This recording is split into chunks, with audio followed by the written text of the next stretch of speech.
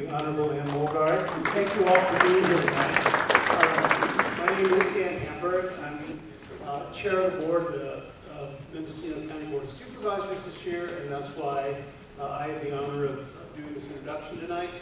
I grew up in a middle-class neighborhood, St. Louis, Missouri. Actually, I grew up in the same neighborhood that Ann Mulgard's former husband lived in, her late husband, University City, Missouri. And I remember occasionally that I would see a homeless person, and I would ask, well, what's the deal with that? And they'd say, well, that's a hobo.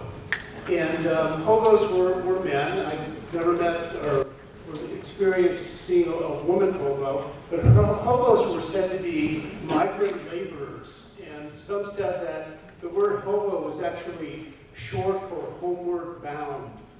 Hobo. Today's homeless are a different story altogether.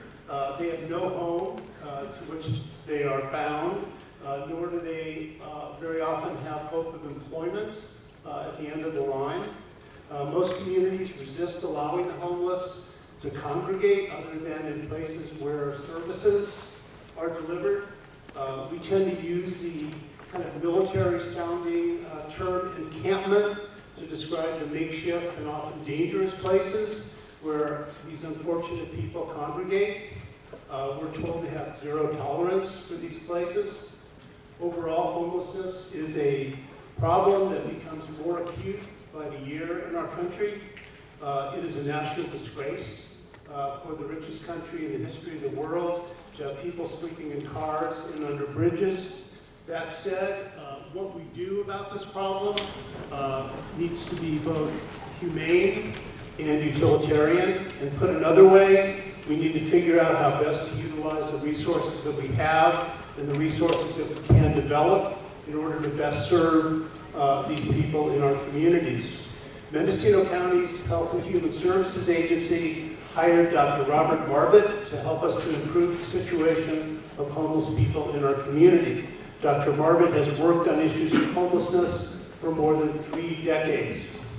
He served as chief of staff to the mayor of San Antonio, Texas, and later was a San Antonio, Texas city councilman before becoming a fellow in the White House of the first President Bush.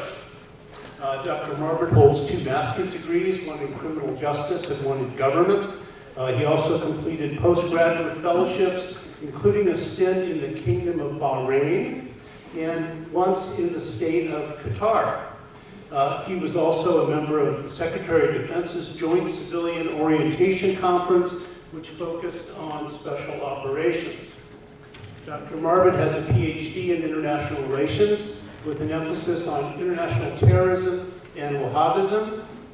He's traveled extensively throughout this country, visiting over 30 states and countless homeless services facilities. And according to his bio, he's helped hundreds of communities, hopefully communities like ours, to dramatically reduce homelessness. He is currently the CEO of Haven for Hope, which is the most comprehensive homeless transformational center in the United States.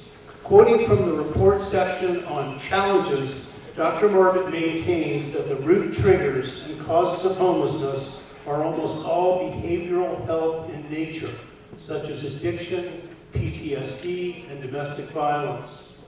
I'm sure Dr. Marbut's experience in the military, or with working with the military, has made him very familiar with the relationship between military service, particularly combat experience, and homelessness.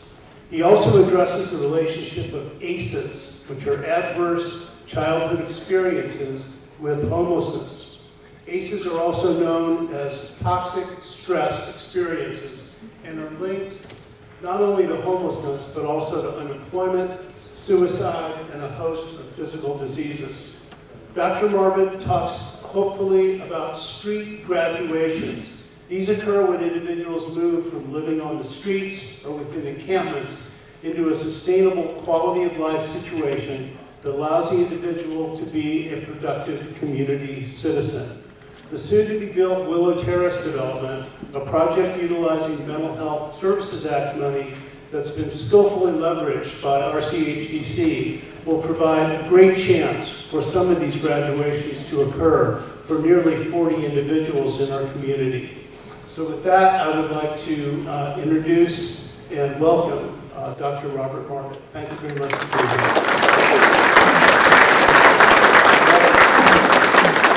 What I'd like to do is let me sort of tell you how the night's going to go, and then to talk about the written report. The written report I hope to have finished on Monday. Draft has been floating around earlier in the week. We put it out on the web. I think it was presented at the Board of Supervisors.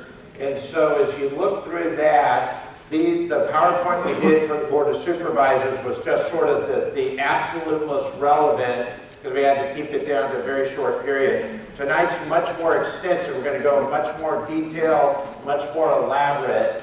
And before we go into the report recommendations, we're going to start with almost homeless, what you might consider homeless 101.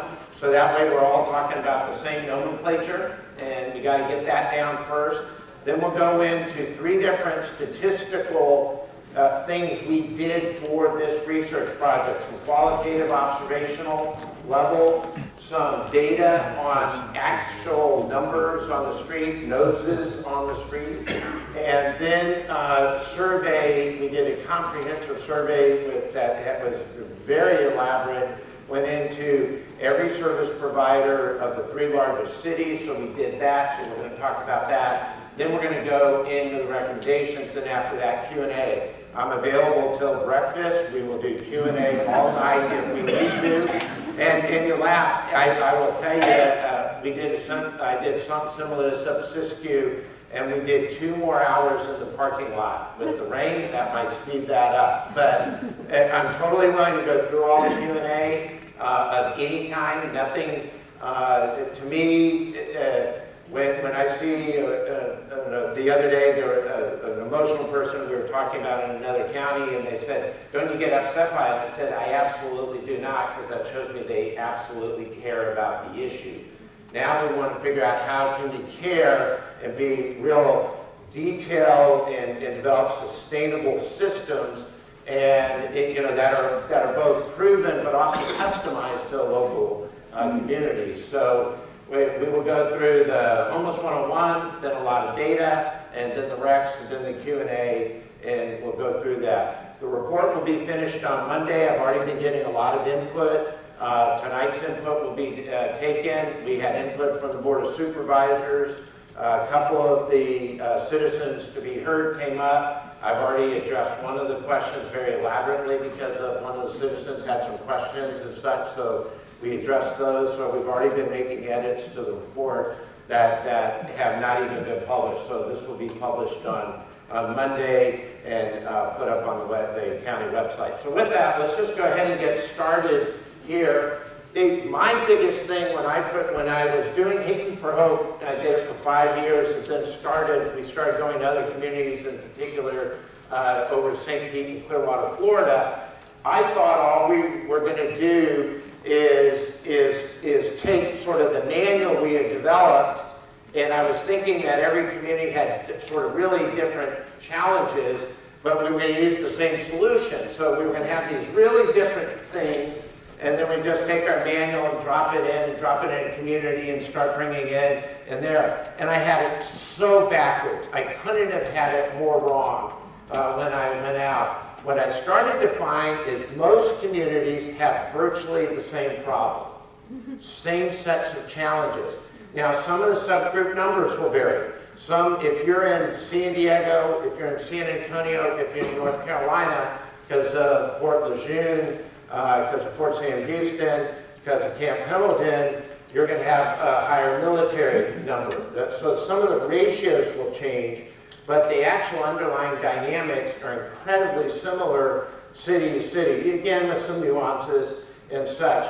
But what I found was every community's solutions have to be customized. And that was my real naivete when we started saying, how are we going to replicate haven for hope going around the country.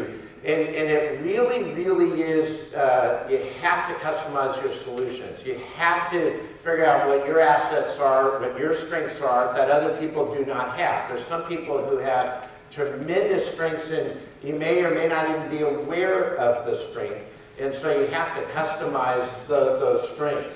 Now, this is sorry about how small it is, but I'll try to focus on this here. I use this slide as a reminder of what homelessness does to a community. It first and foremost, the highest impact is on the person experiencing homelessness. But what I find more and more, the individual experiencing homeless, their family and network of close friends, it starts to affect them very tremendously, and it affects the community. And so the first and foremost issue is the human tragedy that you have at the just individual level. But then these three, it starts to really drain government resources. It drains government resources at the criminal justice system, and in particular the emergency room. And we have one piece of data that you're going to hear about in terms of medical touching, in particular in Mendocino. And then your other general resources. I think of a group like Catholic Charities nationwide. They have multiple branches. They have an immigration branch, they have an international branch, they have a local. At a point in time in the last 10 years, they've been the largest distributor of federal funds into the world of homelessness. And so they have a lot of aspects. So if they start to overutilize or inappropriately utilize, meaning not at the most effective, highest, and best use, that takes away money from other resources. And that starts to affect limited with the nonprofits, because every nonprofit I know has challenges with money. I have never gone to a nonprofit and said, I have too much money, I'm helping everybody I can, and I'm ready to take on more. Instead, most nonprofits are telling me, we're having a hard enough time just making it with our group now, or we're having to talk about cutting service, not expanding services. So we want to be able to merge the heart and brain and start, as we use these resources, how do we stretch the resources the most valuable way, and how do we make it a sustainable model? And then these are often what you hear out of the merchant community. It frightens my customers, it hurts my resale value, it hurts my real estate value. And if the communities that successfully solve this bring the merchant community, the faith-based community, the government, the law enforcement, and the hospital medicals, and all work on the same thing to try to help solve the problem. They may have very different motivations of why they want to do that, but the communities that really start to get street graduations and get the right resources going the right way to really help the most amount of people, get everybody working together. And you know what? It's okay if somebody has a different motivation if we're all working together. Let's not judge the motivation. Let's judge what they're willing to do to help bring to the party to help work on this issue. These are the things that I measure. I don't measure beds. I don't measure how many hygiene kits you set up. I don't measure how many overnight winter beds times X times Y. Those are outputs. Those aren't moving the human condition. That's not getting a person to graduate from a street. That is just simply looking at what sort of, it's almost scorekeeping of your nonprofit. I find when you go to nonprofit web pages, if they talk about how many beds, how many cots, how many food, and don't talk about graduation rates, how many people recovered, recidivism rates, the real numbers, you're talking about outputs rather than outcomes. So these are really much more about outcomes, trying to reduce jail overcrowding. There's a lot of communities that are trying to wrest their way out of homelessness. It will never, ever work. Criminalization never works. It might work for 8 hours, get a real quick bump, and then you're right back to where you were. Nobody has ever recovered out of homelessness in a jail cell floor. It just doesn't happen. So you waste money, you waste police officer time, you waste the criminal justice system, it clogs it up. It just never, ever works. If it worked, then we can talk about how expensive it is. but it's incredibly expensive and it doesn't do anything. And so often it's simply a reaction because an elected person gets a phone call of a complaint. They call the police chief calls the sergeant gets the patrol person, says go out to the spot, do something, and you do something, and yeah, you wasted a whole lot of money, and you really, at best, move the problem around sometimes, and seldom do you ever get to any, even beyond an 8-hour success. One thing I noticed here is a huge impact in the medical community, into the emergency system. And sadly, a lot of the folks who are experiencing homelessness are so beyond falling through the safety net, they don't even pick up Obamacare. They don't even get the Affordable Health Care Act. And so they end up going to the ER for something. We go to our primary care physician that instead of a $118 visit is a $3,000, $200 visit. And so it's a aspirin run at the most expensive part of the healthcare system rather than the preventative or primary care. And so that's I don't just follow the criminal justice numbers, I follow the medical number. Then street graduation rates, to me that's real simple. Are you on the street or off the street? Are you in a better living environment or a worse living environment? And so to me that's what street graduation.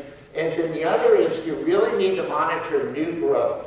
You need to figure out, do you have a lot of people from your local community becoming homeless and experiencing homelessness? Something's wrong. If you got a big bubble coming up, something's wrong. Likewise, if you find you have a stream of individuals coming in from out of town, why is that? Because that will stretch your resources where you will totally dilute the clinical impact on the people that you're trying to help locally. And so you have to be very cognitive of not just, homelessness is very much a living thing, and you don't freeze in time and say, here's the number, let's work on it. It's here's the number and here are all the individuals who are backed into the system, but who's becoming homeless next Friday and what's your plan on dealing with that. You absolutely have to have a bias for action. If you want to make improvement, you absolutely got to make some changes. And it's nuts to think you're going to keep doing it the same way and expect a different outcome. So for all the individuals who want a different outcome, that means you got to change what you're doing, because what you're doing is actually created this situation we have now. So you have to have that bias for action.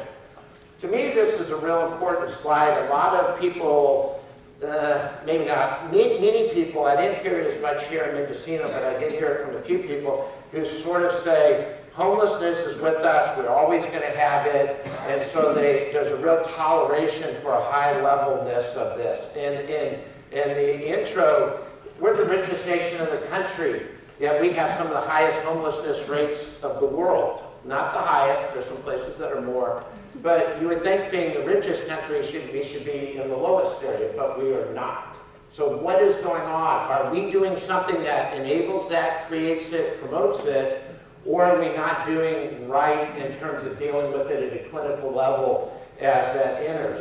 So homelessness, I really truly feel, is complex, but it's not complicated. And if you look at the dictionary, there's a difference. Complicated implies you're never going to get it fixed. You can't unwind that ball of rubber bands. Complex means it's Tetris. Yes, you can maximize that, but it's going to take some thoughtful time in terms of how to do it. But you can really make that difference. Scope, scale, and structure, we're going to talk about this a lot tonight. If you don't know what your problem is, I guarantee you have no way to solve it. And when I got here in the first 4 hours, I asked the same question of about 5 different groups, just right in a row, just a series of meetings. Probably have seen about 65 people by lunchtime. And I asked everybody the same question. And it was from one extreme, our problem is everybody comes from San Francisco and our whole problem is the San Francisco bleed out question, to the other, it's all homegrown, these are all our people and we don't pay enough services for it. And all in one morning. I had a 300% deviation in terms of what the numbers were. How many of you think the problem is? Ask numbers. You shouldn't have a 300% variance on numbers if you're trying to solve the problem. Also, there's a lot of misuse of nomenclature. A lot of people were describing people that don't meet HUD standards of definition of homelessness, yet everybody's being grouped in together. So we got to have a common nomenclature, and we got to really understand. In the military world, when you start to break things down, if you understand scope, scale, and structure, you really start to know what your problem really is in a scientific way. I'm going to go through a few just real quick concepts that set the stage for the rest of it. Far right, far left. Unfortunately, homelessness has been grabbed by the far right, far left going on in Washington. Sadly, in the last really 10 years or so. And you got a place like, well, a couple, I better not name that we're on tape here, but we got, there are 2 cities in Florida that you could really quickly find, and they wanted to arrest their way out. They passed a bunch of ordinances, they put the police on it, they tried to arrest their way out. And the peak of insanity of it is when they arrested 2, a pastor, a priest, and a rabbi. Not making it up, they really were. And 2 were over the age of 90, and 1 was a person of color. It is not going to be a good media day when you arrest a 90-year-old religious cleric and then you arrest his buddy from another denomination and arrest a person from another faith, and you think you're solving homelessness, and they were arresting them for serving sandwiches in their park. That is not going to be a good day for you. And it's not going to fix any problems. I mean, if it fixes the problem, then we can argue about the bad PR, but we fixed our problem. It doesn't do either. It gives you a black eye, and it doesn't fix anything. And so that's the far right. Now, you far left people, you don't get off either here. The far left sort of says, you know what, I'm just going to keep giving, and whatever they ask for, I'm going to keep giving, and I'm not going to ask about a treatment program, I'm not going to ask about a recovery program, and I'm not going to ask about their history, I'm not going to make judgments and all that. And you know what? Is that the way you would treat a 19-year-old daughter of yours who goes off to college and you find out has a binge drinking problem at Thanksgiving? I've actually had this happen to my family. And so if you do the far right and you have a 19-year-old daughter who is off at college and one of their cousins sees them on Facebook and sees a bunch of inappropriate pictures on Facebook with a lot of alcohol in the background, some things that might be coke lines in the background. The far right answer is call campus police, go to LOH 202 and go arrest her. Is that what a parent really does? Go arrest their daughter? Likewise, would a parent say, I know, honey, you're 19, you're an adult, I can't make you do anything, but in the meantime, I'm going to still keep sending you the gas card. In fact, I'm going to add some money. I'm going to give you some more food money. I'm going to keep paying for your room, and I'm just going to keep all that. I'm going to throw some more money in the till, and when you're ready for rehab or treatment, give us a call, we'll be there. But in the meantime, we're just going to keep sending you some money. I mean, that's the left-wing equivalent. But is that what a real parent is somewhere in the middle, and it's going to say, we love you so much, we don't want to allow you to be there, but we love you so much, we're also going to help you. And we are going to drive, and so the 2 parents or the even divorced parents and the other significant others all get in a car or get on an airplane, and you start figuring it out as you drive there or fly there. And when you get there, you start knowing where the treatment programs are, and you're going to go up to say, honey, we're cutting everything off, but we're going to get you treatment, and we're going to get you help because we love you so much, and we don't want you to stay where you are. But we are not going to fund your bad habits, but we are going to help you. And that's why in the middle, if you look at the cities that are actually reducing homelessness, that do the real logical middle, they're getting reductions. The places that are trying to wrest their way out have a pretty steady growth curve. You know, it's going up, no large aggregate reductions. The places that just literally give and are focused on how much is service out, outputs are given out with no treatment, no recovery plan and such. Most of those communities, especially on the West Coast, are at 20% year-over-year increases for the last 5 years. That's just the real numbers. Not making an argument of why, which is good, but both extremes are going up. And the ones that are doing it in the middle are actually going down. And so if you stay on that far right or stay on that far left, you're never going to get out of that box. You're never going to solve this or address it. This is that point. Nobody ever gets recovery at a jail cell floor. Likewise, you don't get recovery on a park bench. That's not where recovery happens. Recovery happens when you're in a 24/7 program to start with trailing. So once you go through the program, and we've designed a program that's accountable and specific and customized to you with post-treatment plan processes, that's how treatment really works. I'm also not naive. Treatment's not here to here. It's not a straight line. In real life, there's real life. And you recycle a little bit, you come up, you come down, you come up. But if we're on a broad trend line moving up, life will get much, much better, and you get significant treatment success. Will everybody be successful? Absolutely not. Not naive. But more people will if you design a treatment program that focuses on whatever the root cause is with a customized treatment. Root causes are behavioral health, mental health. 1/3 of all new homelessness in America comes out of combat military. You don't go to barbershop school and become homeless. But if you go to the Marine Corps or Army Bravo 11s, the infantry, if you go to those two units, that two small little groups are producing 1/3 of all new homelessness in America because of combat. And you have post-traumatic stress, which even before you get to post-traumatic stress, you got acute stress disorder that doesn't get resolved, doesn't get addressed. It rolls into post-traumatic stress. With the females in military, you got to remember, downrange, 1/4 of our personnel downrange are females now. That's 1/4. And if you looked at the Senate hearings about 3 years ago, depending on who, there were several people testifying, they were saying somewhere between 1/4 and 1/3 of all women downrange were sexually assaulted. Doesn't that sound a lot like domestic violence? From our own people. And so if you're a military female and you're downrange, you get all the post-traumatic and acute stress the men getting, and then some portion is also getting domestic violence on top of that. We wonder why we have a women veteran problem developing, because it's happening and we're not addressing it.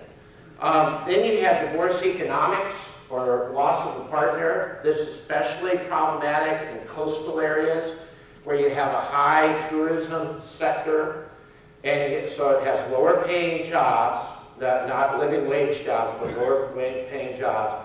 Two people together, that's 4,000 hours of work a year if you work 2,000 each. That's a 40-hour work week with 2 weeks off. Most people can make it in most parts of the country with two people on a two-person salary.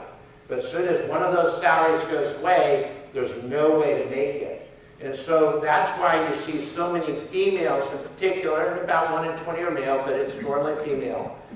You see females staying in a situation, you just scratch your head and say, why are you staying in that situation? And you talk to these ladies individually and says, I have no financial choice. And I get beat up, and I get attacked, I get raped, and that's what happens to me, but I have to do it for my children in order to be able to keep a house over the head and keep them at the same school. So that's what's really going on. And over and over and over, the females who get out of that circumstances only get after the guy, the boyfriend or a husband, starts doing the same abuse to the child, then the mom's out of there almost right away. That's when the break happens. So now you've broken off and you've lost half your income. You have the psychological factors of domestic abuse, and whether you think you're keeping it away from the children know it. So you have a very complex clinical situation going on with that family, and then you add in, you just cut their dollars in half. And so those are your 5 or 6 really main categories of triggers. and you have to work on those triggers. Smart love, I just think this is really important. I truly believe you can have your heart and brain going at the same time. I absolutely, and if you look at any of my stuff, I mean, I know, well, I get attacked from the right and I get attacked from the left, but I really think you can bring your heart and brain at the same time, and that's really good. There's some right-wing Republicans who have really good business sense, but they got to open their heart up. They got to say, we got to help solve this problem. Think of the military. 1/3 of the new homeless is being caused by the military action, and then we ramped up DOD like this, but how much did we ramp up VA? First 4 years, nothing. And if you look at the growth rate of VA, it should be equaling the growth rate of DOD, and they do not. And so we underfunded. We don't send psychologists downrange. When you came back for the first 7 years, you'd come in a room like a gym about this sized out process or a big hangar, and I went to a couple of these. And you walk in, and there were about 22 stations, like an insurance station. Did you turn in your carbine, turn in your equipment, sign your paperwork, you have a change of stuff. And one of my favorite one early on was they had an antiquities station. So did you steal any antiquities? And so they were really serious about the antiquities. And then you went to the mental health, behavioral health table, which is often in the center of the room, with a table with 2 psychotherapists at the table and a lineup, and they basically said, are you crazy? Do you need help? I mean, serious. You're with your buddies, and your wife's spouse, husband, or boyfriend, and children are behind that door here, and if you say yes to there, you go that way. If you say no, you get to go see your family. This was the way it was being set up in the beginning. It's crazy. Think about what happens to a police officer in America. If a police officer in America shoots 1 shot, and it involves another human being, you go to administrative leave, you have to go get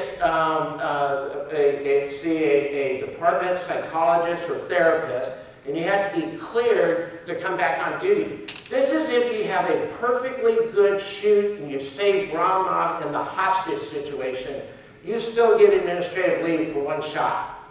So what happens when you go to war and you shoot and be shot at all day long for 365 days, and there's no green zone, there's no safety zone, there's none of the things that you saw in prior wars, and by the way, this is your 7th duty rotation downrange, and we had stopgap, so you're not serving 12 months, you're serving 15 months, and you don't get your R&R time, and then we say, do you think you need mental and behavioral health? My view is everybody should be getting mental and behavioral health coming back, and you got to explain to me why you don't need it, rather than being begged to ask to get it. And then part of the reason why is there not enough therapists lined up for that to do that. So we wonder why 1/3 of our growth is occurring in that craziness. It's getting much, much better because a lot of us just complain and complain. They're finally getting better, but it's still not caught up. And what's worse is think about the divorce rates for the people who served the first 5 years in Afghanistan, first 5 years in Iraq. It's over 90% for both groups. And divorce is a good proxy for a lot of other factors going on. So that's why I think you gotta say, hey, we need some money on that to start working that. Likewise, you don't just give out things, you got to say, what is a treatment plan? What's a recovery plan? What is our follow-on case management? What happens if you don't show up for case management? Do we still let you have everything? Should we incentivize going into treatment rather than disincentivizing treatment? Should we create so many alternatives that you never go into treatment? That's not what you would do for your 19-year-old daughter. So you want to sort of think about combining your heart and brain.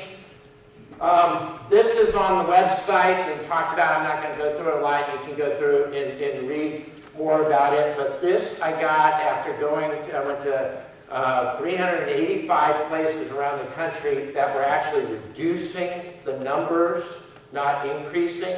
And this is what they all had in common for reduction. You may argue about a piece of it, but this was the commonality of all the places that were actually reducing homelessness and you can go and learn a little bit more about that. Many communities are starting to make great improvements. That's what's crazy.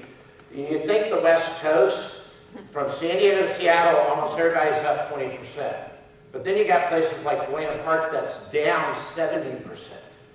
And so there's some places right in the middle here that are actually seeing major reductions. So why are they doing that? How are they doing that? How are they being different? This is what I give a slide, and sorry about the background, because this is a real important slide here. It's going to be small, but I call this my city manager slide. And when the city manager calls me up and says, hey, we're thinking about hiring you, I send them the next 2 slides here. And I say, where are you on this? What's your self-diagnosis? So number 1 is, we're not going to do anything because of NIMBYism. We can't build that place. We can't put that center up. We can't get that expansion of the day center, whatever, because the community there will not let us do it. So are you getting stuck by NIMBYism? The irony is, if you're worried about NIMBYism, if you don't address the problem, all I can guarantee is the problem on the street's going to get a lot worse. It's much better to try to fix it and work it inside than to have it out on the street. But they don't get there. The next is wait and hope for the federal government. I get this a lot. Yeah, you'd add Sacramento in here too. And it's like, just send us more money. Well, a lot of people don't know, under President Obama, he cut homeless services 11.8% his last 3 years. So the cuts we're just now starting to see, the Trump cuts, are just starting to take effect. The cuts we've been realizing in this world, coming from Washington, actually started under the Obama administration. Now, Trump's cuts are much more draconian and are going to be much. So if you say, I'm just going to wait for federal government money, that's like saying we're not going to do anything. Now, Sacramento's a lot better than most state capitals, but it still has, real financial issues to deal with. This is this is the group. We got a huge problem, but I don't want to make any waves on fixing it. If you got a huge problem, you're going to have to change something. Something's going to have to change. You can't just say, I'm going to give every agency 10% more money year over year and just send money, because there's something that caused that problem structurally, or something that's not addressing that problem. So there's a lot of people who fear that problem. This is I love this. This is the Austin, Texas one. I'll pick up my home state here. We're going to study it. This happens a lot in big university towns, and we're going to study it. Well, I don't like that report. We're going to study it again. Oh, I didn't like that one. I went too far to the other side. We're going to do another study. Then we're going to have a study about the studies. I saw one city that actually hired a person to aggregate 8 other studies. I'm like, what is, it's crazy. So that's the study into that. And then there's this extremist group that, unless it's purely X, treatment plan X, and if it's not X, I'm not doing it, because I'm all in on X, and you don't get it, I know more than you, and it is X, and we're going to do the secret magic X, and if you do X minus 1 or X plus 1, I'm not in, because I'm only doing X. And you see that happen a lot of times. So here are the answers. NIMBYism, you never pull the trigger. Nothing ever happens. The wait for federal government, you're waiting for Santa and the Easter Bunny. They're not coming. It's not going to happen. And political correctness ends up at wimpy action. I've been in a lot of communities where the electeds bring you in, and they say, we got a big problem. I look out, do my research. Yep, you got a big problem. Big problems require big solutions. There's no way you're gonna, I'm old enough to remember the fine-tuning knob on a television. Some of you that no hands. You got the big channel and you got the fine-tuning one. We got a big channel problem, but the electeds want to do the fine-tuning one. I mean, that happens in a lot of communities. You're not going to make a big change. If you got a big problem, you need a big change.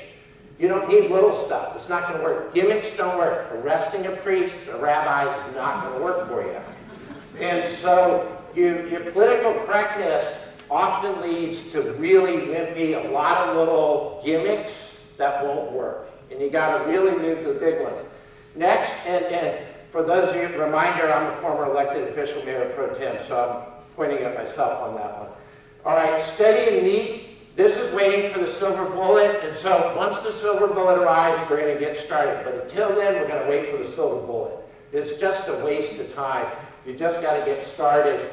And then the pursuing the idealist dream rather than being pragmatic. You just got to get moving and get started if you want to make some solutions. Peter Drucker. Peter Drucker is the absolute, to me, last century's #1 management business systems person. He came out of Chicago initially, but basically consulted with all Fortune 500 companies at one point in time. They came to his seminars. He then moved to the Claremont colleges, where I was lucky and blessed to go. And so I very much pick up a lot of Peter Drucker. And what a lot of people forget is his last 3 books he wrote were about nonprofits. What nonprofits can learn from for-profit companies and what for-profit companies can learn from nonprofits. What the corporate world can learn by getting a heart and what the nonprofit world can learn by getting a brain and learning the systems management. That's literally, I've now summarized his last 3 books.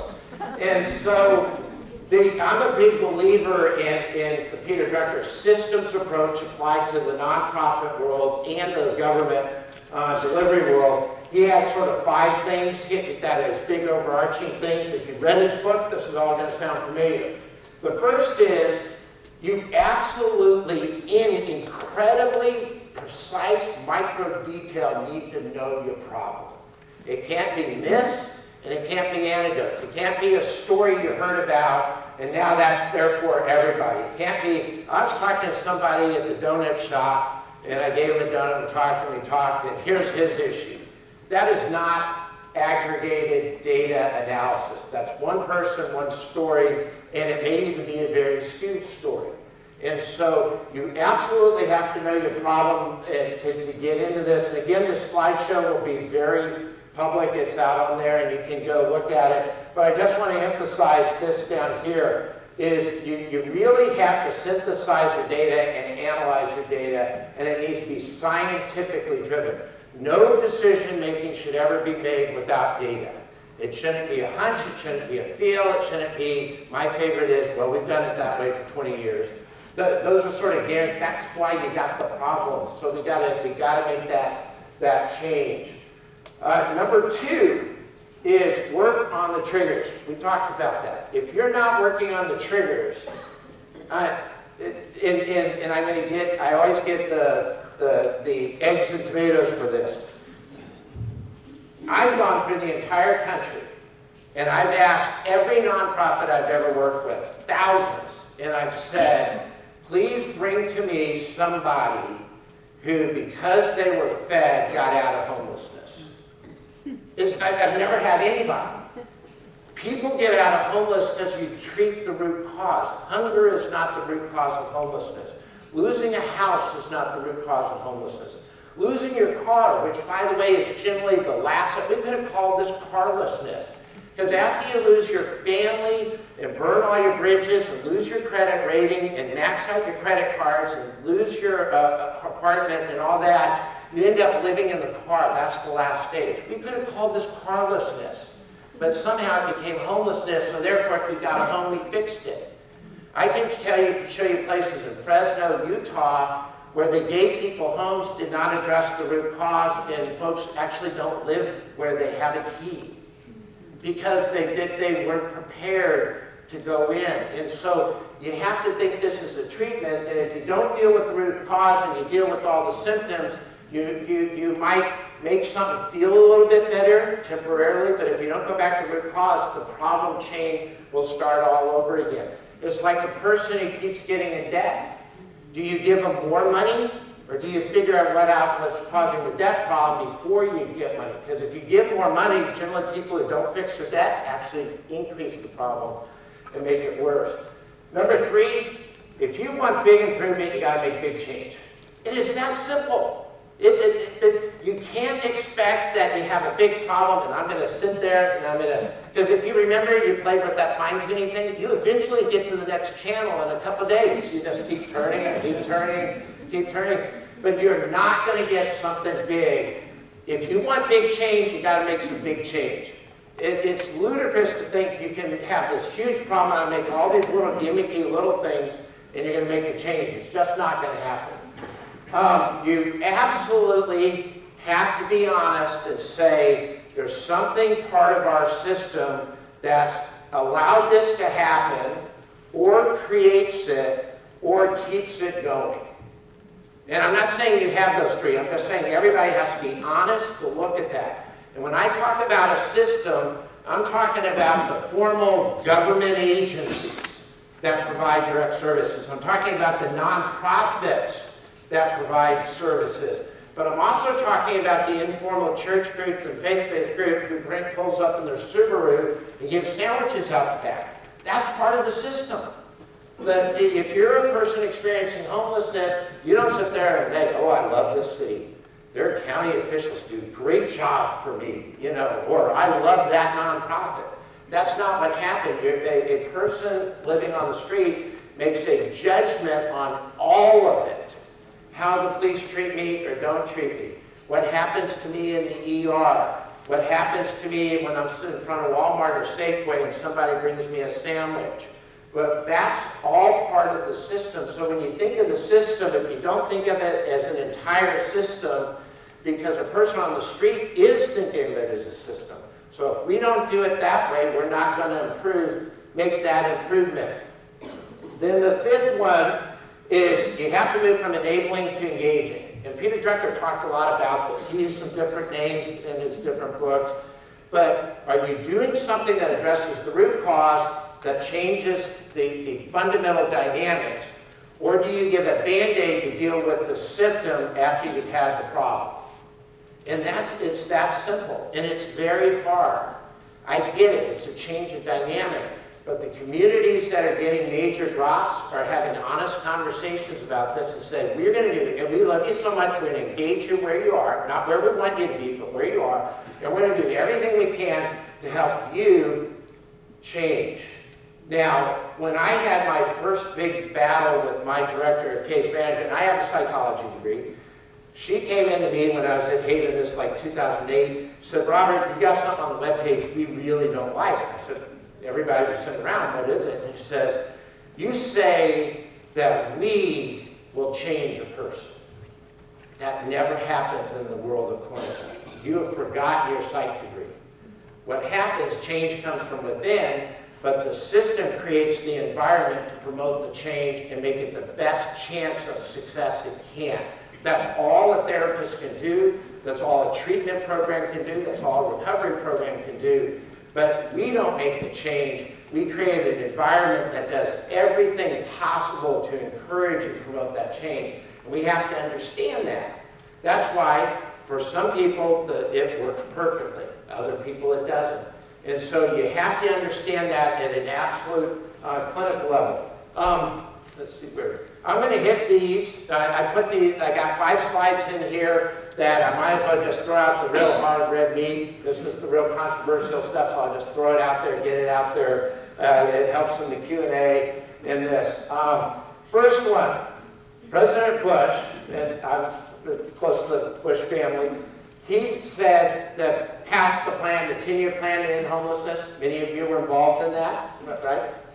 Well, first off, he made sure it was 10 years, so it was after his second election. And, well, we didn't end homelessness. So President Obama comes along.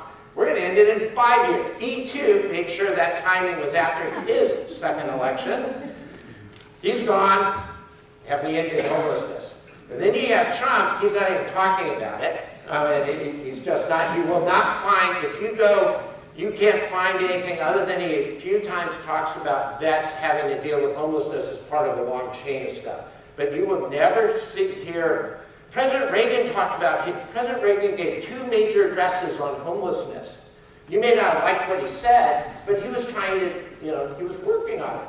Maybe not the way you like, not the way I like necessarily, but he was doing it. Now we have a president that's not even talking about it. And so what's really interesting, if you go back 15 years, so take the 10-year plan of Bush, the 5-year plan of Obama, call it a 15-year plan to end homelessness, and go back to the beginning and go to the front. And did we end homelessness? By the way, did the numbers go down?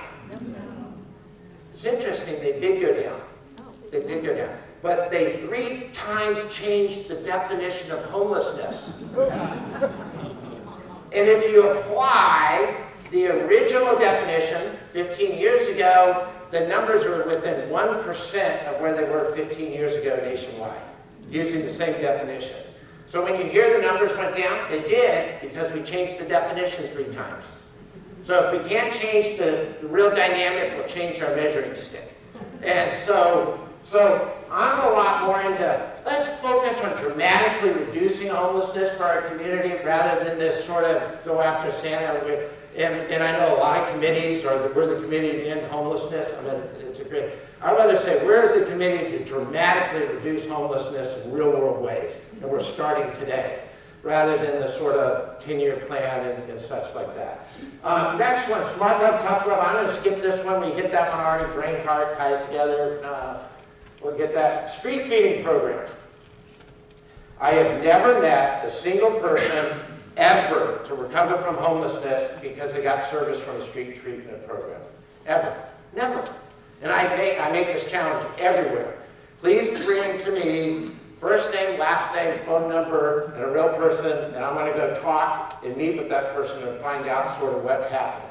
But I can give you thousands of people's names of people who got out of homelessness because they were in a 24-hour, started in a 24-hour real program, designed holistically with trail work. That's how you get it. So if you are a street feeding program, food is important, but it is not, we don't have a hunger problem.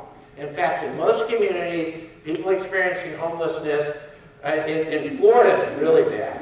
There are parks in Florida where there are 5 or 6 meals served every single day, major meals served, like 2,000 and 3,000 calorie type of meals.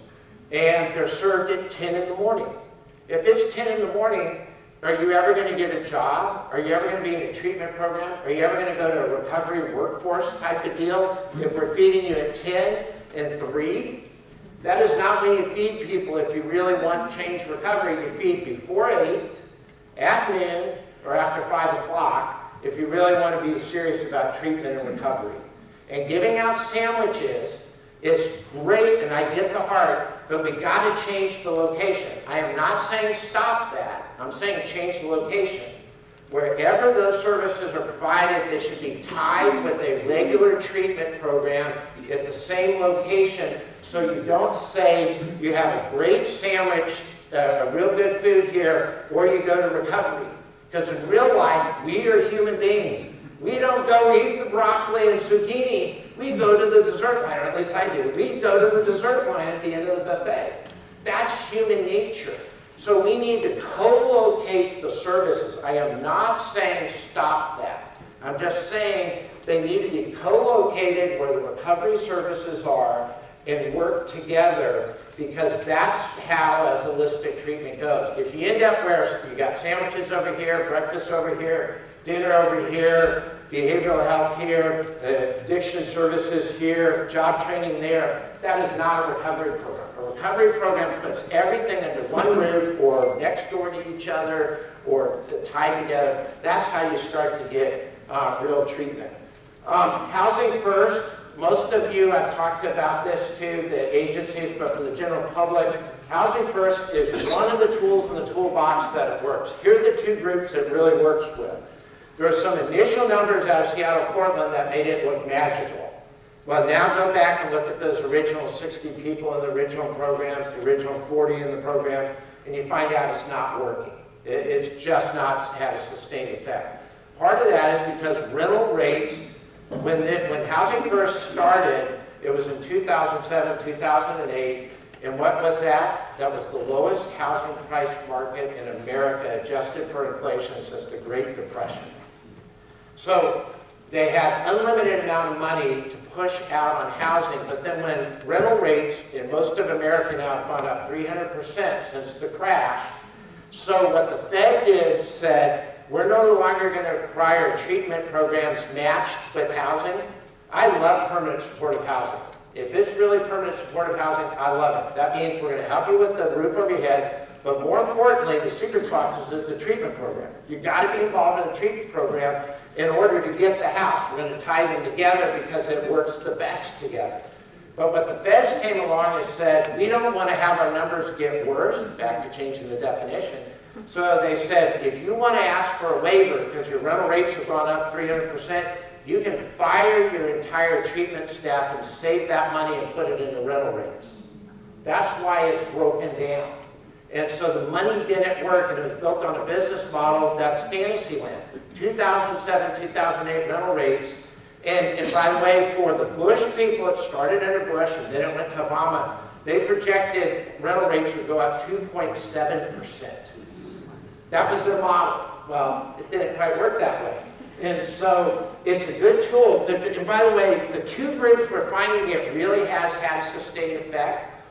It's single mothers who have jobs. It's an incredible recovery. Single moms with a little bit of an addictive disorder, substance abuse, it works fabulously. Scattered site single moms with families, especially if it's tied to near the school district where the kiddo was going before the onset of homelessness. Off the chart recovery rates with Housing First when they're, just really recovery numbers. And the other is aggregated military for dorms type for the veterans. Think of Seal Beach. If you ever go down and see Seal Beach down in Long Beach, they have an incredible program. American GI Forum has them, where they put all the military people together. They have single rooms, and you go to these places, and what's incredible is all their doors are like flying the flag, like, U.S. Marine Corps, or 10th Mountain Division, or, Parachute 101, or, the Screaming Eagles, and they put all their logos on their door, and you're seeing incredible recovery rates, because it's going back to boot camp before the trauma onset. But it still gives you enough group but individual rooms. And we're finding military aggregated Housing First is a fabulous success tool. It really works at a clinical level. But be suspicious if somebody tells you, I have this, and this will solve all types of homelessness. Be very, very careful. When you go into a doctor office and you get the wrong treatment because you got the wrong diagnosis, you always end up with the wrong meds.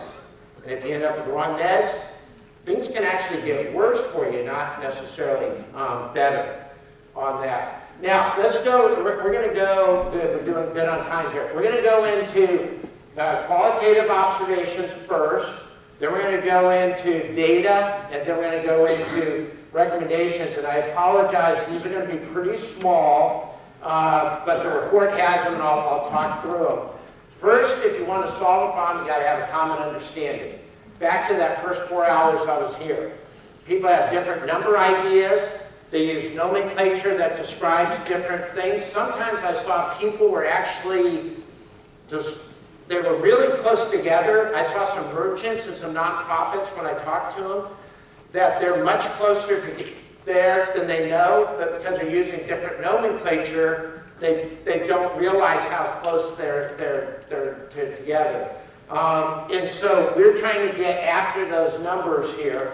Again, scope, scale, and structure, you got to know that if you're going to try to solve it. So let's go into these, and I'm going to just take each one of these, and again, sorry about the printing, but the report has it a lot more elaborate in terms of the report.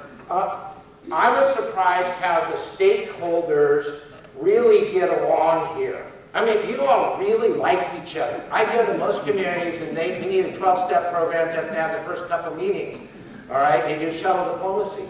You all really like it. I mean, you know each other. Sometimes you're dating each other. Sometimes you're your cousin, but you all really like each other. And if you don't like each other, you're never going to get there. And so there's a tendency in such reports to always focus on the negative. I know you may not think, you sort of, I bring this up a lot. That is so unusual to have people who, even when you disagree on a policy, you still like each other because you're still seeing each other at Rotary or Optimist Club or somewhere else. And so that is so important. That's a great asset you have. The next is, I really think because so many recommendations in the report are already getting implemented. A lot of the nonprofits said, you know, some things I don't agree with you on, but the ones I agree with you on, we're going to give that a try, we're going to get that started.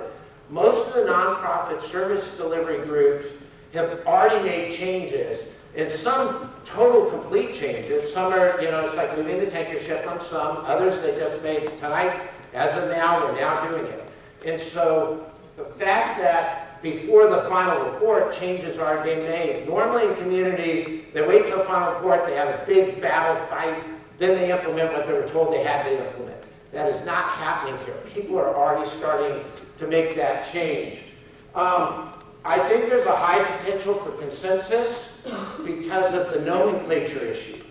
That it's amazing how when I went back and forth, people were often saying the same thing, but because the nomenclature was different, they didn't realize they were saying the same thing. And so there's a higher potential of making some stuff work here. Year-round numbers are much lower than you really thought they were. They're still high. Don't get me wrong. I mean, think about Buena Park. Buena Park is a pretty large, middle-sized community down in Orange County. It's right on the LA line, right between Fullerton and Anaheim. And you have about the same numbers in Ukiah that they have, and that's a community about 7 times larger than you, to give you an idea. So your numbers are still high. You have high numbers, but they're not as high as you thought they were, if that makes sense. And they're much more manageable, I think, when you really go through the numbers. The next is distances, and we saw this in the data, you're going to see this in a second. The fact that you're spread out, you don't have a lot of commingling of your issues. You sort of have Ukiah issues, you have Willits issues, you have Balance County issues, you got Fort Bragg issues, and each are really different. You don't have a lot of commingling. So that makes it easier for problem solving. So you can say, all right, Ukiah, we need to do this, Fort Bragg, we need to do this, Balance out here, the tribal communities we're going to do here, and you can start to tighten that up, and it also lowers the cost of these. You don't have to have a countywide program for everything, you need a localized issue. And each of the communities are incredibly different. And so the distance actually helps you. I know at first it might be counterintuitive, but it actually is very, very helpful. Now let's go to the qualitative challenges we have.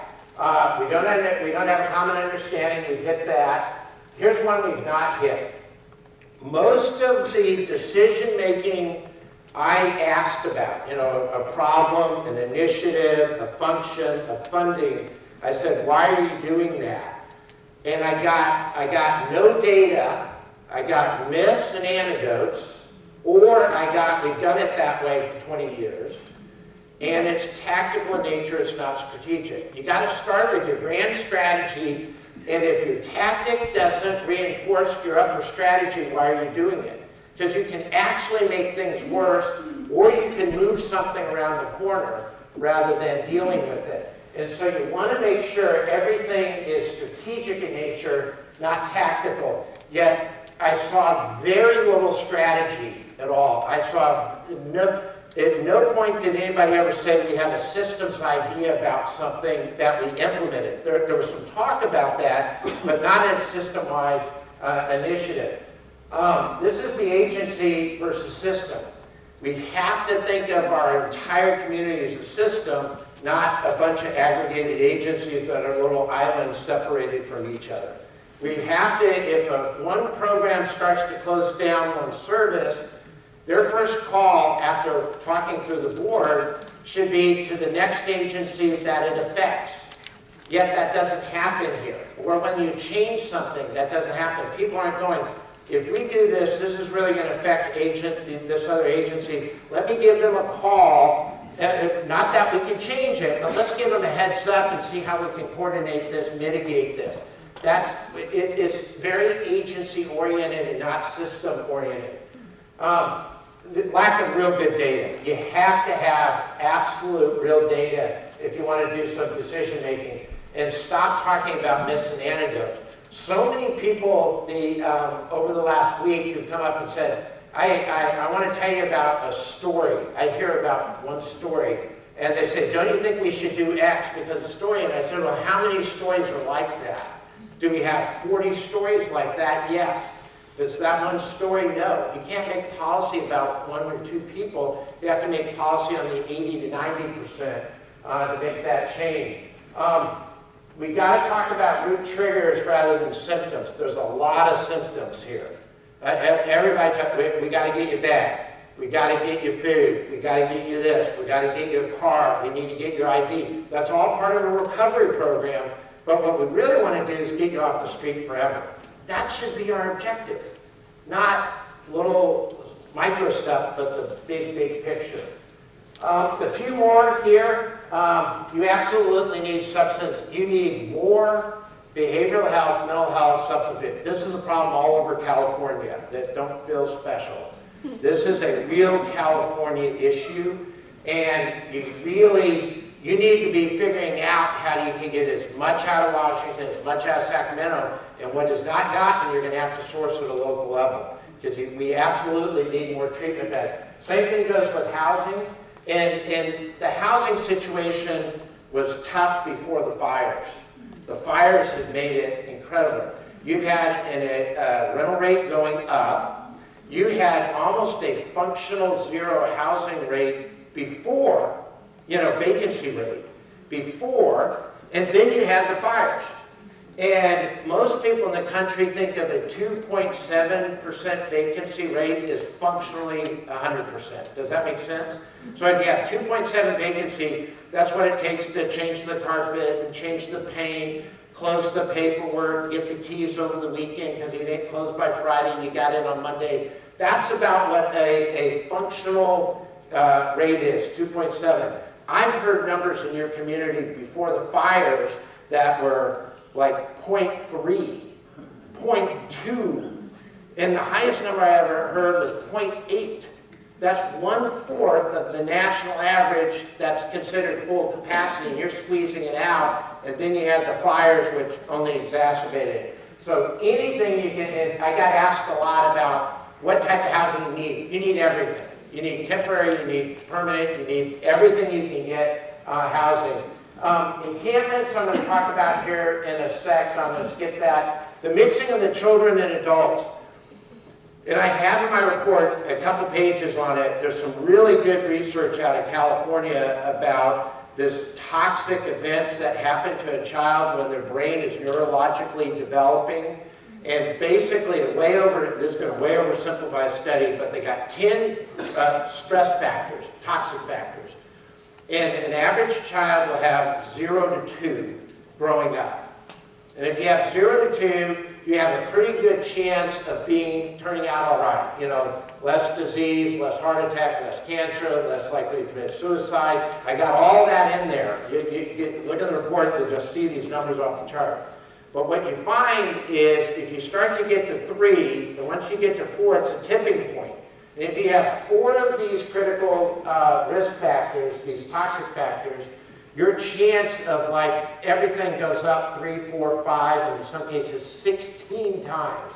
And so bad things happen when your body is building itself, growing and developing, and you're exposed to these really negative things.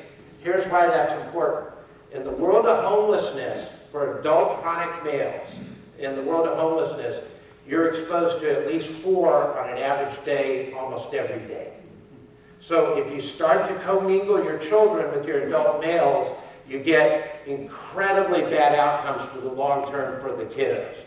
And so you want to separate. The cool thing is when we start talking about that, almost every agency immediately started, when we're going to start separating. So that's well on its way to being worked out. Population counts, here are the bottom line numbers. My report has 3 pages detailing where we found individuals, what program, what location, and such. Every one of these numbers comes from multiple counts. We did grid search counting and we did hotspot counting, 2 different ways. Grid search is the Heidi Search Center, where you literally drive every single street up and down. And hotspot means you go to known places where you identify ahead of time when you go, when you go, when you go. When you go to an encampment, you don't count a mat. You can only count if there's a nose there. And you have to turn stuff over. When you go to an encampment and you see the litter, you have to turn the litter over. And if the most recent litter has the same fate effect, that person probably is there. But if you turn it over and you see one very different, that encampment may have been an encampment 6 weeks ago, 6 months ago, a year ago. I found some encampments that are at least 2 years old, but people were being counted in those encampments. That's a national problem. You know, that's not unique here. But you have to only count noses. If you don't see a person, they're not there. And then there was a lot of interest about making sure we were city limits. So like if you're back up here behind the fairground, the county fairground that the state owns, there's a pocket back behind In and Out that feels like it's Ukiah City, but it's not. And so there's 4 or 5 people often living there. They will be outside the perimeter, even though they sort of feel like you're in the city. Likewise, if you go back over the other way and hit the Arco, right over your south entry here, the line almost ends there. So I was very careful to do perimeter and that. In each one of the searches, somebody went out with me. I went out with agencies, went out with police and such. The interesting thing is all 3 police departments felt these numbers were about right. Every single police department, when they got these numbers, said, that's probably right. And so these are the numbers. And again, you can go through the 3 pages of data and break out and see how that is. Oh, let me go back because there's one issue here on Willits, city limits. This is a HUD-defined data. So the federal government had, about 15 years ago, virtually every agency in the federal government, maybe almost 20 years ago, had a different definition. HHS, HUD, Department of Education, Department of Defense, VA, and all told, believe it or not, there are 8 federal departments that work in the world of homelessness. That's how prolific this has become nationally. And everybody's using a different definition. So the HUD definition, I was part of a group that helped get all the agencies into one definition for HUD. Department of Education would not join the definition. They point blank said, if we join that definition, it's going to look like we solved the children and we're not going to have any more money. They were that honest. And so that is called, Department of Education is called McKinney-Vento. It's a very different definition than the HUD, which by the way has changed 3 times in 15 years, always tighter, tighter, tighter. And the chronic has become tighter, tighter, tighter. So we have an appearance of a chronic number going down, but if you look at the drops, because of its definition. Willits, here, their food bank has incredible data. The Willits Food Bank was one of the most impressive data-driven groups I came across. They know their data, they know what their data means, they keep track of it, and they use a homelessness definition that's very close to what you think is McKinney-Vento definition.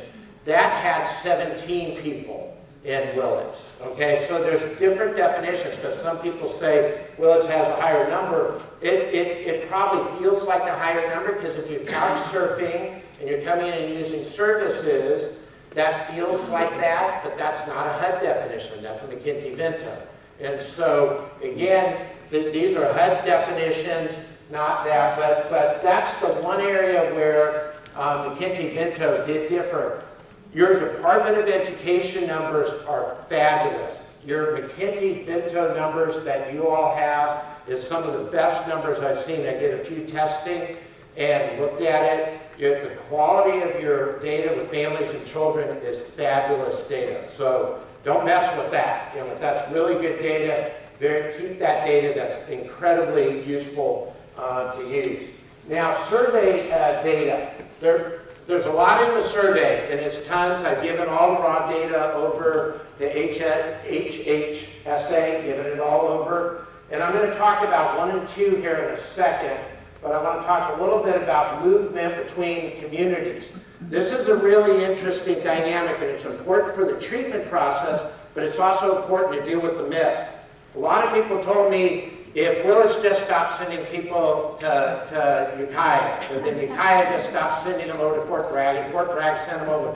I mean, everybody was like this, you know, if they just did this. When we interviewed people on a one-on-one basis, going through a deep survey, and this is one of the honest areas, that people are really honest on this, and we've used the same data metrics, same questions around the country, 95.8, I think it was 95.8% stayed in their same location and did not move around. 94.2% stayed in the same location and did not move around. That's fascinating because we also asked what high school you went to and where you were surveyed, and there was only one person that was surveyed in one city different from the high school they grew up in. So the people who went to high school here locally stayed locally and were surveyed locally at that same location. Really, there's not a lot of movement between them. That's good to know, and it also makes the problem easier to address. The other one, which was, I have never seen this anywhere in the country, ever. We asked 20 different categories of things you can do on a daily basis, and then each of those some of those have 8 or 9 options. So all total, you're giving a choice of about 100 plus things you can do. Go to this park, this park, this park, this park. Go to here, here, and here. We even gave an other fill in the blank to find something.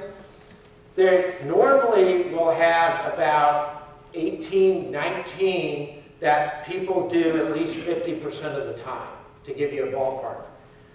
And for the whole group, everybody we interviewed, there were only 3 things done more than 50%. In other words, more than half the people did. They stayed at home base, 100% did that. Wherever home base is, whether it's Ford Street, RCS, you know, Hospitality House, Hospitality Center, whatever, they stay there. So that's easy to figure out because that's where you're surveying.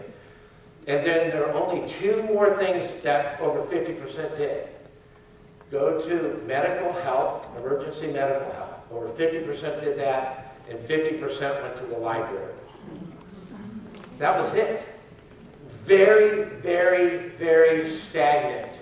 I have never seen those sorts of numbers. That is just off the chart, very low. So that, again, that's important to know at a clinical level, but it also makes it a little easier to address. Unemployment numbers, let me go back to this because I want to make sure I give you the right numbers and I'm not giving you the bad numbers. I don't know where my glasses went here. Need my glasses, see my glasses. All right, unemployment, we asked how many people have a job right now in current state. Under 14% had a job, part-time or full-time.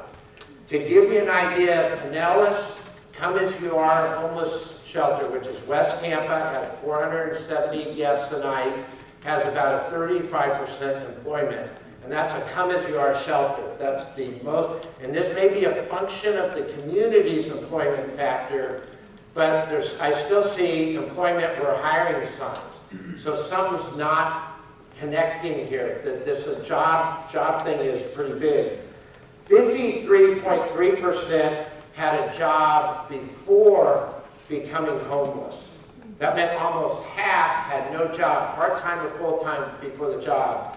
And what's the scariest of all numbers, 43.8% did not have a job before or after.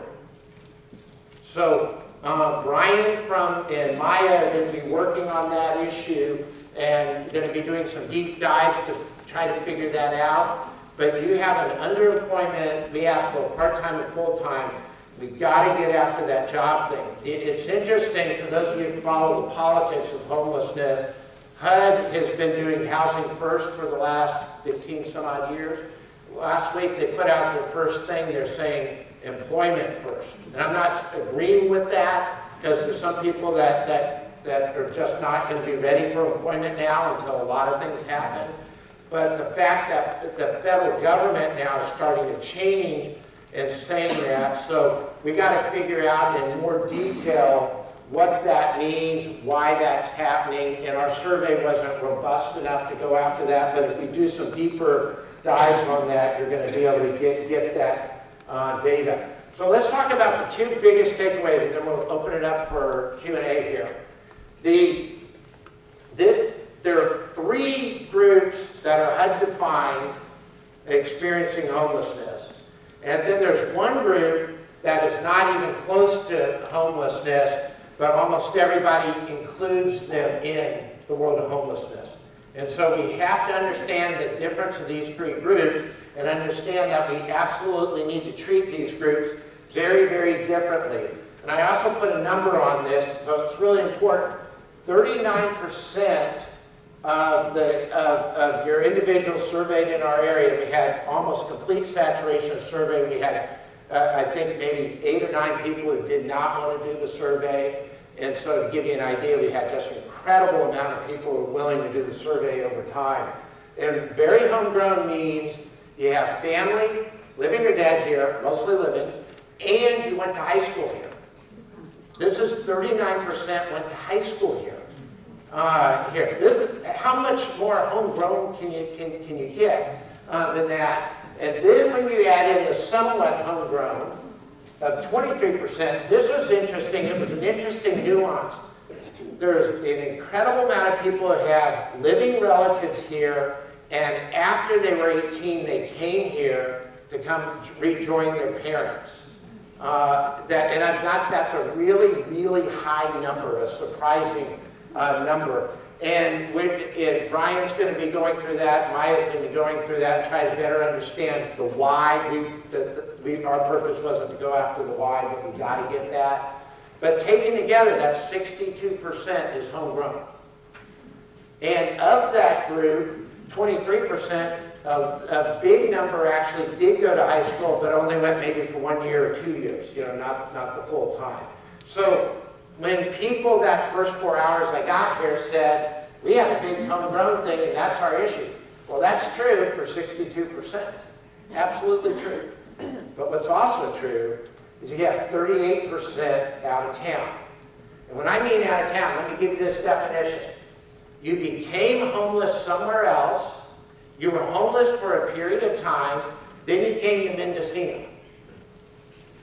That's also, that means 1/3, a little over 1/3, came here as a destination. And when we asked in the open-ended question, the top 2 categories was I came here because of the services, and I came here because of the weather. And because there was no family connectivity, you're not coming home to high school, you're not coming back to your family, so why are you coming here? And so the problem with that is if we treat this group the same, it dilutes your financial finite ability to help these 2 groups who are ours, and we have to help that 62. And I know I'm not supposed to get involved in politics, but we got to help that group. Those 2 groups are ours. They're from here. You can't do Greyhound therapy. Not that Greyhound therapy works, but you can't do that. It's not going to work. And so we can't dilute our limited resources and take it away from this group at a clinical level. We need to focus as much group into that. And you have another feature here.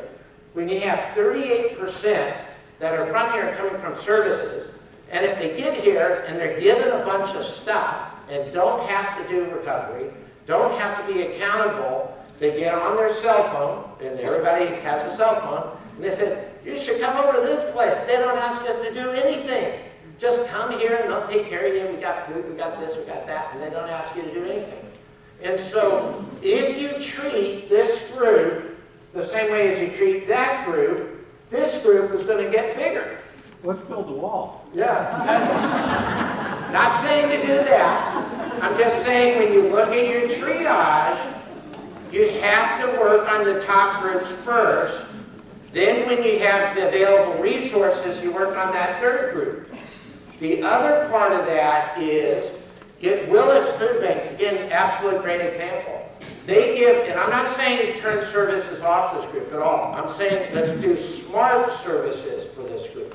Willet's Food Bank says they were having such a problem, they were running out of protein. They were getting overwhelmed during trimmigrant season. Their numbers were just getting dilapidated with their meat and protein. So what they said is, we need to take care of our homegrown, because that's our responsibility, that's where we get our tax money, that's where we get our revenue money, that's where we get our donations. And by the way, we don't have enough, we can make everybody a little bit and not help anybody and get so diluted, or we're going to focus. So what they did is they said, we're going to help that group, an out-of-town group, we're going to help you, because we don't want you to die, we don't want you to go hungry, but we're going to help you for 3 days, and we're also going to help you get home. And they have a 3-day limit every 6 months. So once you get 3 days, you have to go 6 months before you get another 3 days. So if you are running a winter shelter, how that would translate is you would get 3 days, 2 nights, and we do everything we can to get you back home. And the reason why you want to go home is clinical. You have a higher chance of recovery in your home base. You have a higher chance of recovery when you're around family. We know that statistically by all clinical models. We know that often your breakdown in your family situation is part of the clinical issue that's underneath that. So if you don't work toward addressing that, we will be less successful helping here in most cases than if you go back to where home is, where home structure and support group is. So this is a clinical issue and it's a financial issue. It's both. Then the last group is north-south travelers. These by no means meet HUD definition. These are some of the individuals on one, some of the individuals on one-on-one. These are the people going up and down. These individuals have opportunities of other housing situations. Sometimes they actually brought their house with them, the mobile home and such. These individuals do not meet HUD definition. And if you go and spend some time, like I did, hours watching the parking lot at Safeway, walking at Walmart and such, almost everybody in this group is substance abusing, substance selling. Today I saw one truck at the Walmart today who was dispensing out of the truck. People would come up, give the money, and he'd just get this happening today. Just right out, just dispensing right out. And it is also the individuals that are doing this sort of harassing, panhandling in the parking lot and following women. They target women in particular, and they go up and you'll follow them. They'll get up to the door and they say, you know, can you spare a buck? Can you give us such? And so these individuals do not meet the HUD definition. And so to me, it seems crazy if we don't have enough resources to take care of people, because if you dilute the peanuts, like you have only so much peanut butter, and if you spread it on one sandwich, the peanut butter sandwich is going to be pretty good. But if we have that same amount of peanut butter spread across 3 loaves of bread, you're going to have a coating of peanut butter, and it won't work. People won't eat enough protein. So there's a real finite resource question of where's the best utilization, and then second, where's the best utilization at a clinical level. So the 4 groups, my argument, and I get people differ on this, but my argument is you have to treat the groups different based off of clinical needs. And I would also go further that if you continue to treat cohorts 1 and 2, all the stuff you do for 1 and 2, if you do that for your north-south travelers, does that encourage a person to stay longer or stay shorter if you start giving stuff? And if you start giving stuff who are not clinically needing things, does that likely bring and encourage more people to come? That's the question you have to deal with. Homegrown, to me, we have to proactively work this, and we have one more takeaway we're going to talk about. There's this 1 to 3 year bulge, which is a real clinical problem that has to be addressed, and we're going to talk about that here next. But not only do we have to focus on this group, within that group, we need to focus on the homegrown individuals who have experienced homeless for 1 to 3 years. And there's a real reason why we need to do that. Here's the out-of-towner. We've talked about this. The best chance of recovery is at your home base. We statistically know that's out there. And so the better you are, the closer to your home, the better it is. The corollary to that is we have a lower treatment success rate when you're treating away from home. And so you want to think that way. and then your north-south travelers. To me, it is just simply illogical to be treating and allowing people to tap limited homeless reservices when we don't have enough for the people we need to take care of the 62%. And so I think we just have to have an honest there. So let's talk about this second bubble. When I mean 1 to 3 years, people who have been homelessness and experienced homeless from 1 year to 3 years.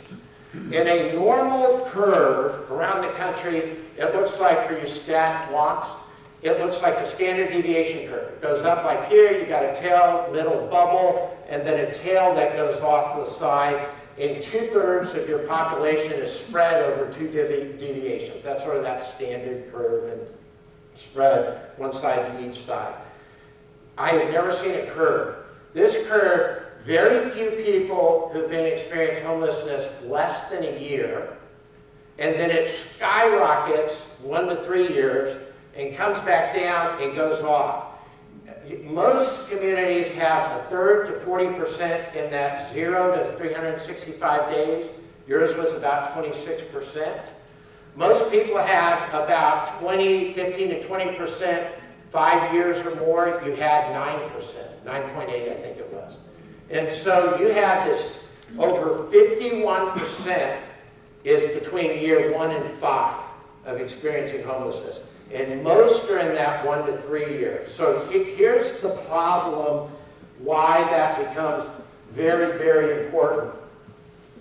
Once you get to 1 year, your chance of recovery drops. So the best time to ever help a person experiencing homelessness is in that first 365 days. That's the cheapest, most cost-effective, it's the most humanitarian, it is the best on a human level, and it's the most effective and clinical, if you do. Once you get to 1 year, it drops. Once you get to 2 to 3 years, it precipitously drops. So your chance of recovery becomes incredibly low. So in other words, you have this bulge in this curve here, and if you don't start getting people to graduate and creating an environment of graduation, that will become a permanent party for you for this community. So that bump you see as an increase at a clinical level will be with you until people start passing away. I hate to say that, but that's why we have to focus on that group and focus on that group. And that's going to take some effort, and you're going to have to do it. A lot of people have asked why. I heard 9 different ideas, but I think these are the 2 that are the most logical. 4 years ago, the county they were doing mostly in-house services. Then they gave it to another agency, not to be named, and then RCS got it. And RCS is fabulous. They do incredible work. And I think that's why you have such a low new group.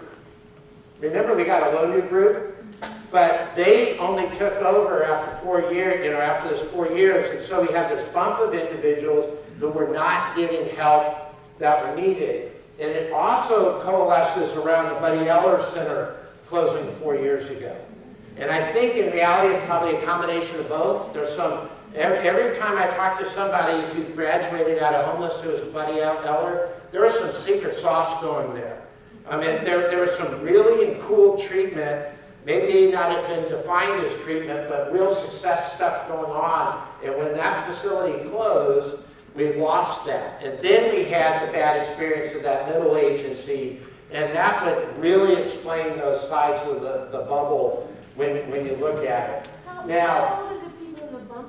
What's that? What's the age range of the people in the bump? It did not change from the other. I can look it up, but I think 48 was the median. So they weren't all young people.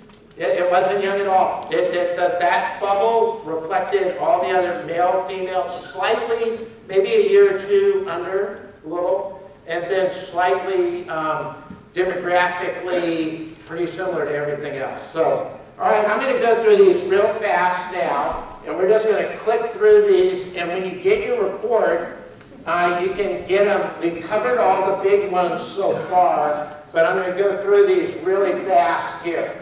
The first one we've covered. The second one is if you want to be successful, you need to figure out which ones of these you want to do. which ones you don't want to do, you know, amend them, but you got to own them. These can't be the outside guy. I'm not smarter because I drove further. I mean, you need to figure this, you know, what ones are logical for you, adopt them, and then take them on as your own. We talked about you got to move from tactical. Got to stop thinking tactical. Can't make one off. When I do this, what will it change? What will it matter? Who does this affect? You got to think more on a system level, an agency. So we talked about those. Reduce duplication. This was a surprise. I found duplication of medical services, duplication between male and female, between family and children, between service centers and such. I'm surprised with the community so small that there's even duplication. And when you get a lot of duplication, a lot of things happen. You have shopping that goes on. You have dilution of services. You lose accountability of your treatment program, where I go to you for treatment, I go to you for treatment, and I sort of, well, I like yours this week, and then I like yours next week. And so you lose that accountability within individual treatment programs. And so, and you have people that bounce around in the system. You see that in the HMIS data. So, but more importantly, it dilutes services and people don't specialize in areas. The cool thing is, as soon as we started pulling this up, all the 4 I saw except 1, people are already starting to work through and start to try to do that. It's going to take a little while because you have contracts, you have agreements and such. In one case, it was a local city ordinance connected to special use permit. Some cases it was policy decisions. Some cases it was contract decisions with the hospitals. So that's going to get worked out, but I was very surprised to even have duplication in a community that's significantly under-resourced to have duplication. So just a better utilization, maximize. To me, you should never have an empty bed every night. If you have people on the street and you got an empty bed, something's not working. And if that means we don't have enough type of beds, we need to rearrange them. If we don't have enough flexibility, maybe we have 4 beds and they're swing beds. Tonight they might be single adult male, tomorrow they might be female, they might be a veteran bed, they might be a hospital outplacement bed. But you need to have flexibility in the system and not be so bureaucratic that I can only take a person who meets all these qualifications, so I have 8 empty beds, but then at the same time I have 10 people who need to go into a shelter that night. That just doesn't make sense. When you have so little housing, your physical inventory that it has with a bed is an asset, and you have to utilize that like that's gold. And every night that should be at a capacity. Fully build out HMIS, you got to have the data. And by the way, the feds are trying to move to an HMIS, homeless management information system, and they're trying to get out of the point in time count business. They have found that HMIS data is the best data, and it's at an individual level, so you can get both aggregate data and individualized data. So they're trying to move to that, and they're going to try to get out of the point in time business. The enabling we hit, strategic coordination between the county and cities. Just like the agencies have silos, we need to make sure the government agencies, city and counties don't have those same silos and increase the collaboration. Okay, talked about clinical recs. A lot of these we've already talked about. Number 10 we've talked about. An eligibility requirement. What I've put in my report is I think the continuum care needs to have an honest conversation and find out how comfortable you feel about who you're helping. Do you want to help a north-south traveler the same way you help a super homegrown person and provide the same type of services that might not be clinically needed? Or are we going to design services around clinical needs and a treatment program and design that where it counts? Your out-of-towner issue is a tough one because you have some out-of-town people who have been here 6 or 7 years now. They're ours. But so how do you treat that? How do you deal with that? Some people may have a better treatment success somewhere else if there's family, but if their family is deceased and you're 55 years old and you've been living here 7 years, you probably need to be here. And so those need to be individualized questions based off of treatment and not broad aggregated data. Separate family and children from chronic adults, we've talked about that. Virtual case management system, you're moving toward that, let's speed it up. Your coordinated entry is a real core element to that, HMIS. You just got to get that one juiced up. Outreach teams, especially in Ukiah. San Diego started a program about 25 years ago where it took 2 police officers, matched you up, they gave them special social work training, street training, and they put you on a street, and their beat was only working with the homeless community. And it had incredible success rate. Their serial NEBRT program and such was star winning, and it was great. Then some people around the country started saying CIT, if you're familiar with crisis intervention teams in the domestic violence world, a lot of police departments around the country are saying if you just send 2 officers to a family dispute, it doesn't work well, often actually makes things a lot worse. So a lot of cities started saying we're going to train a police officer and a social worker to show up at the crisis house on a domestic violence and respond to them separately, and they have different recoveries. So that model got blended into San Diego, made version 2, where you take a social worker and a police officer and you tie them together, and their beat is the homeless community. And it's incredibly successful. And if you do it right, take the best of law enforcement and the best of social work and blend it together and train properly, you have incredibly good success rates. And so what I'm proposing is a 90-day trial period. Give it a try. Don't commit to a 2-year, 10-year. Try it for 90 days. See if it works. See if the numbers go down. See if engagement goes down. With your numbers what they are, you might hit all the numbers at the end and go, well, we've done as much as we can. But other communities, this is probably the most valuable tool most communities have had at a government level that really works. And so I suggest that in there. The meaningful health and substance, we've talked about that. Now, need for one day center. And I think all 5 of the groups are here. I just don't understand how you can have 5-day centers for 150 people on a street. You have 2 right now, McGavin and Montecito is running now. Those are customized programs, but they allow other people to come in, so that acts as a informal cuz, but y'all are closed. I mean, I get why. The library is a de facto day center now. I mean, if you go into the library, it is a de facto, and they provide some types of social service. They have a clothing closet type operation there. Not making that up. And so then you have RCS, which is they're approved to build next to the day center, to build the day center next to the winter, is what they're talking about. And then you have NorCal Christian Ministries coming on. Those are 5 centers. 2 aren't open. And so, what's that? 2 of them aren't open.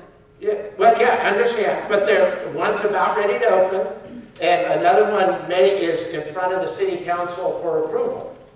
And you need one center, well run. Why can't the 5 different agencies work together at a singular location that's logical and put all the resources in one location? That makes the most sense. If you don't do that, you have a dilution of your recovery program. You have a breakdown at the clinical level of it. You have a breadcrumb trail that develops, and then you have a shopping effect that happens between the agencies. So let me finish it, then I'll do Q&A there. Winter shelter, difference between a winter shelter and a clinic shelter. We've got a lot of questions on that. Winter shelter is a shelter that opens at a defined period, stays open X amount of days. It's defined and triggered by time. And in clinic shelter is triggered by weather. It got below 32 tonight, so we opened up. It got below 45 for 4 hours, so we opened up. There's a difference in those. What the data shows is not only do you need a winter shelter in Ukiah, you need a year-round facility. You need a Buddy Eller Center again. That's what the data shows you need. And it also shows you what happens when you don't have it. Ukiah, some things, you may still need one, but you got to find out first. Right now, you have almost as many empty beds in the system as you have people on the 2 days that we went out and surveyed. So you want to see where that hit. You want to see what happens when you change your criteria, and you want to see what happens when you get success. You still may need to have one, but let data drive that. See what the data says when you get that. Yeah, sorry, Fort Bragg, yeah. Ukiah needs to, right now, statistically year-round. That's what the numbers show. Fort Bragg does not show you need that, yet you might still need it and such. The optimized place, Willow Terrace, which was talked about in the intro, an incredible opportunity you have. You got a new facility open. I think groundbreaking just occurred, is about ready to occur. That's going to be an incredible program that targets exactly who we need, and we need to really make the placements logically, clinically placed to be successful. Willow Terrace is, what's the cross street, Maya? Gobi. Yeah, Gobi. And it will be coming online in about 18 months. So, let's go. You need new housing of all types, you hit that. Encampments. Encampments have 7 really bad things about them. The HUD says they're not inhabitable, you know, they're not a humanely habitable location. That's what HUD says. And when you go out there and you see these, you've got environmental issues. We've gone out to ones where encampments are overlapping a stream area, and pollution and human waste and dog waste and such is going into the stream. 4 of the fires in adjacent counties came out of encampments here in the last couple of years. In other counties I've worked in, there may be more than that. It's 4 I know of. You have hygiene issues. You have vector control issues, and you have just sort of disease spread issues that happens that uniquely happens around an encampment. So we've got to figure out how to get people appropriately housed rather than being out in the encampment. And then when you identify encampment, you gotta, if you want to deal with the fire hazard to it, you have to clean it up afterwards. You got to follow all the state laws. You have to be humane. You have to do a positive placement. Because if you don't do a positive placement, an encampment will just spring up somewhere else. So you have to do it holistically, and there's a way to do that and work. Shopping carts. I'm not talking about the possessions in the shopping carts. I'm just talking about the shopping carts itself. In many ways, for some of the individuals, your shopping carts have now created mobile encampments that have sort of the same negative features about it, but it's not exactly the same. But you got to get the stolen carts returned back to the proper owners, and then you have to properly deal with both at a humane level, legal level, etc., in terms of the possessions. And there's a way, and I have in the report how Buena Park did it, and was very, very successful. Van campers, car campers. I totally made a mistake. This is where I didn't follow my data. I thought the individual, there were the same groups. The individual car campers statistically are very different than van campers. The car campers are almost all singular person, disproportionately female. Doesn't mean majority female, but disproportionately female. Over 50% worked. Remember, the rest of the community was 18%. 50% had current jobs and very homegrown individuals. And so there's a unique clinical need as compared to the van campers, were almost an entire subset of the north-south travelers, and were not HUD qualified, not HUD-defined homelessness.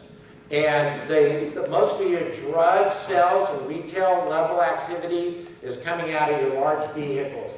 Most of the large vehicles have multi-party. They're not singular people, they're multi. The biggest one I saw had 8 people living out of one vehicle. And so, and again, these are the north-south travelers for the most part. There's a few exceptions to that. But the 2 groups need to be handled very differently.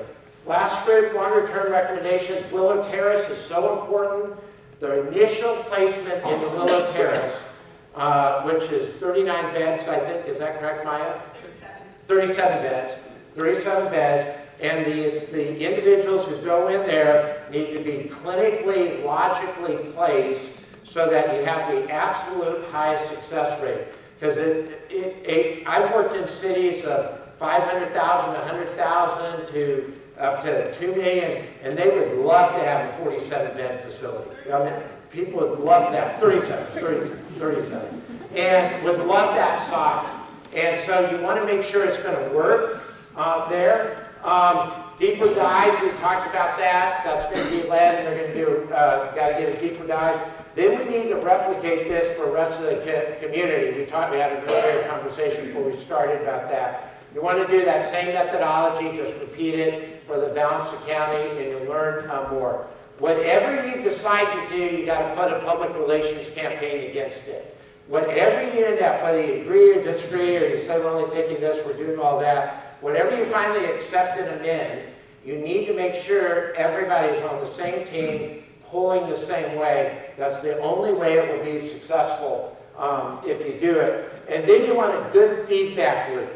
Whatever you end up deciding you're going to do, you need to have some very rigorous and independent markers that you judge and say, are we moving the right way? And use the big picture. Use street numbers. Use jail numbers. Use hospital numbers. Are those numbers going up or are they going down? Which way are they going? Remember, from San Diego to Seattle, the average increase for the last 4 years is year over year 20%. To give you an idea. That's what the West Coast is doing nationally. So you're part of the mega trend, especially if you really allow and encourage outsiders to come in. You absorb and own that trend more as compared to if you focus on the homegrown. Again, whichever way you go, my job was to give you some options to decide what you want to go at. So we get right at 1 minute beyond what we thought we'd be at this point, so let's start Q&A. So I'll take Q&A. Yes, ma'am. And we want to get a mic on you so that we have 2 mics out there. So We have 2 mics, but right now everybody needs to stand up and stretch. okay. Stretch break.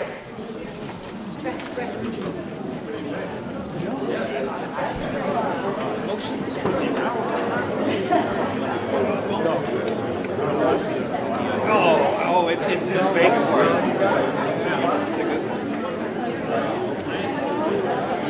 Yeah, no, statistics make my blood boil. I'm a QB.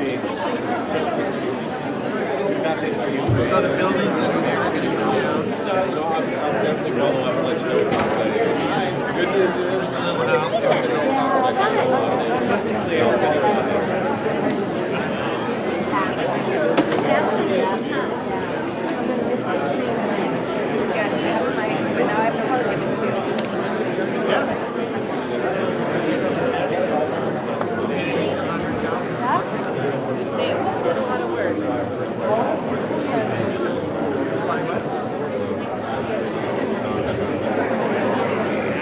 They want to know how you did it.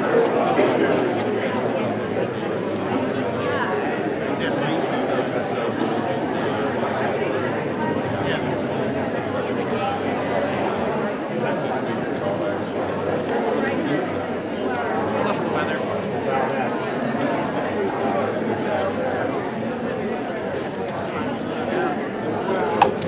Well, the weather gives me a chance to stay inside, watch videos on the computer. Yeah, pretty soon. Watching a lot of videos now. Some of the matches, but also I started vlogs now too. Yeah. And the big thing is the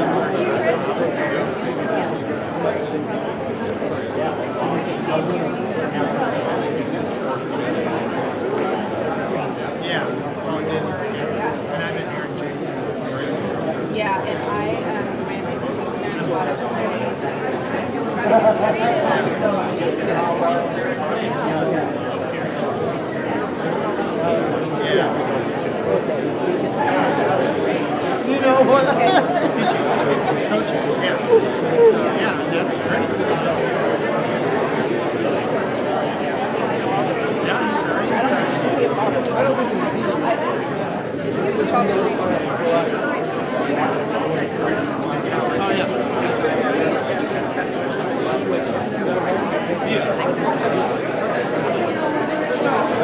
thinks in the room that I think a lot of people agree with. If you have a question, raise your hand.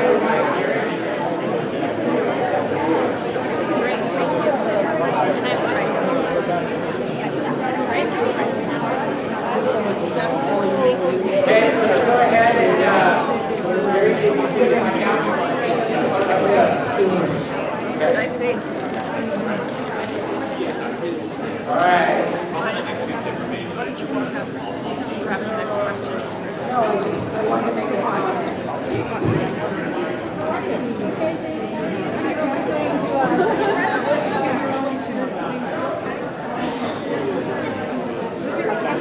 Sandy? Hello? Okay. So I wanted to make a couple of comments on things that kind of triggered me while the discussion or while the monologue was going on.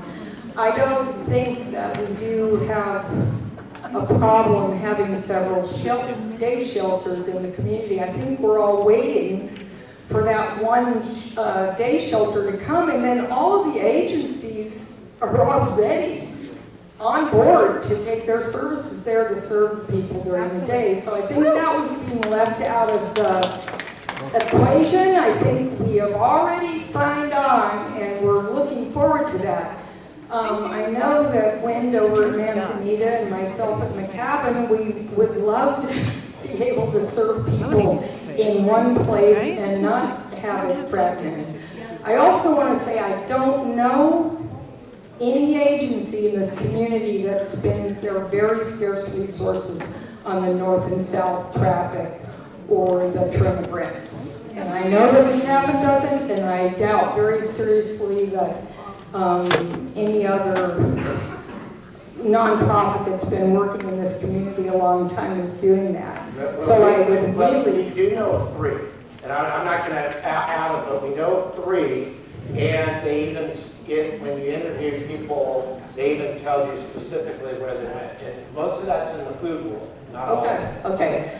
We're a bunch of nonprofits that are doing mental health services, substance use services, and a lot of other related services. And again, we're not serving people that are passing through town. And I would like to not think that the general public thinks that's where we're spending our nonprofit dollars. Thank you. So, but yeah. And where's the other mic, by the way? Just okay. I'd like to address that same issue. After reading the report, I went around and interviewed the 4 active centers this morning, today. And what I put in your clarification on steps 5, reduce duplication, step 16, need only 1 day center. My recommendation, I think it's imperative that a distinction be made between the 5 listings you have as day centers. I would suggest that you see them as very different organizations that already have agent specialization. In going to the 5 agencies, the 4 that are currently active, the thing that struck me, what they certainly shared in common, was a tremendous commitment to working with the people, creative ways of making the dollars stretch. That's what they all shared in common. At Manzanita, talked with Wynn there, and I would say that was best seen as referred to as a day treatment center. They have the walk-in services, group types of therapy, shower counselors, and so on. And they do much more than that, but they are what I'd call a treatment center. And McCabbin, talked with Libby there. They specialize around Hep C, HIV counseling, education, needle exchange, medical. And again, do much more, but that's clearly what they're about, what they specialize in. The library, talked with Marna there. Again, yeah, I left today after visiting with a real sense of trust and appreciation for all the good things. Marna over there does what she can for the homeless and all. not a treatment center. She doesn't claim to have a treatment center. She gave me the card that she gives to people saying, here's resources you might check out. Certainly not a treatment center. And nowhere in my report does it say it's a treatment center. It's day services of any kind. There's a difference. Right. You have day services, and two of the facilities you talked about are specialized programs, but they have been very generous to let other people come in, and other people do go to those services. That's correct. And the library in Ukiah, over 50% of the people, I think it's 70-ish, almost went to the library and was using other services. The point is not what the individual agencies, but the point is you need a singular location. The key point is you need one location where all those services are at. Okay. That's the point. Let me continue though. Yes, I'm Paul Otto, and I'm on the board of NorCal Christian Ministries. Okay. The third one, the library that we covered. Fourth one, RCS, area of specialization, yet to be seen. Ukiah, whoever that is, for reasons I will not even speculate on, seems to have the ability to block, delay, and at times completely kill amazing plans and ideas. We are hoping for the best from RCS, but we can only work with what we have. NorCal Christian Ministries, that is an organization that's been in action for 2 years. There's been 4 different places. Our specialization there is, let's see, 2 years. We are currently in our 4th temporary space. The application pending is only for a more permanent facility, not a change in what we're doing. Our area of specialization is that of addressing the spiritual maladies of the poor and vulnerable and being a liaison between the faith-based community and other organizations, committed to getting people off the streets and being able to live in safe situations with a sense of dignity. I agree with let's see, who said it just a minute ago? Libby. We would love to all be in one place. That isn't the challenge. We have very different things that we do, and that's the specialization. And so to depict that as a redundancy in services, I don't think is accurate. Okay. But thank you so much for bringing some light to a situation that has a lot of heat and very little light. We appreciate that.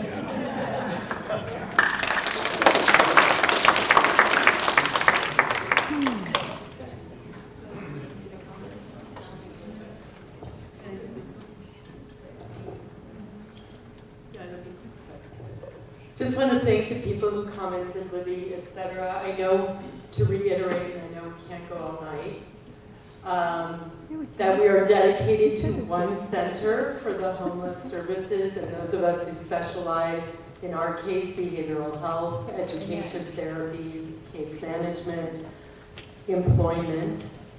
I want to just reiterate thank you, and to get a strategy for addressing the employment and the housing and taking care of our people.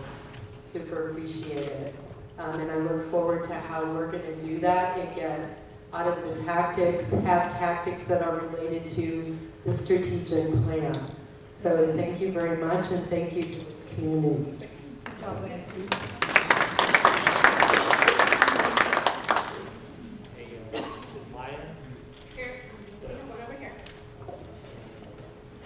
Hi, my name is Sherilyn Taylor, and it's not addressed in your report, but I'm a little concerned about the various funding because I don't see people looking at centralizing all the information that's coming in.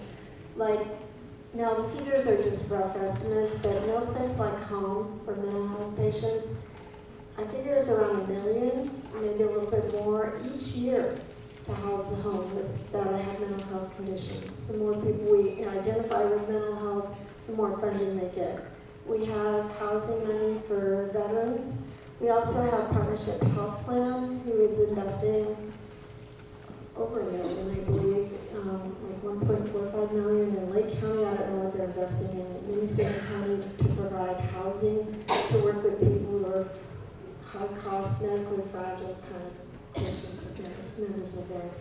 We also have targeted case management, which I've brought up with several people, is Title 19 funds, where you could actually have people sit down and individualize a care plan for these people and help them access all the services they need, get in rehab. And it doesn't pay 100% of our program, but it pays about 40%, and that's federal money. But I don't see anybody collecting all this data, and I know there's other people and agencies that get money, and nobody's collecting all the money and how we can. Well, that should be the continuum, that's really clear. The continuum care should be that custodian of that information.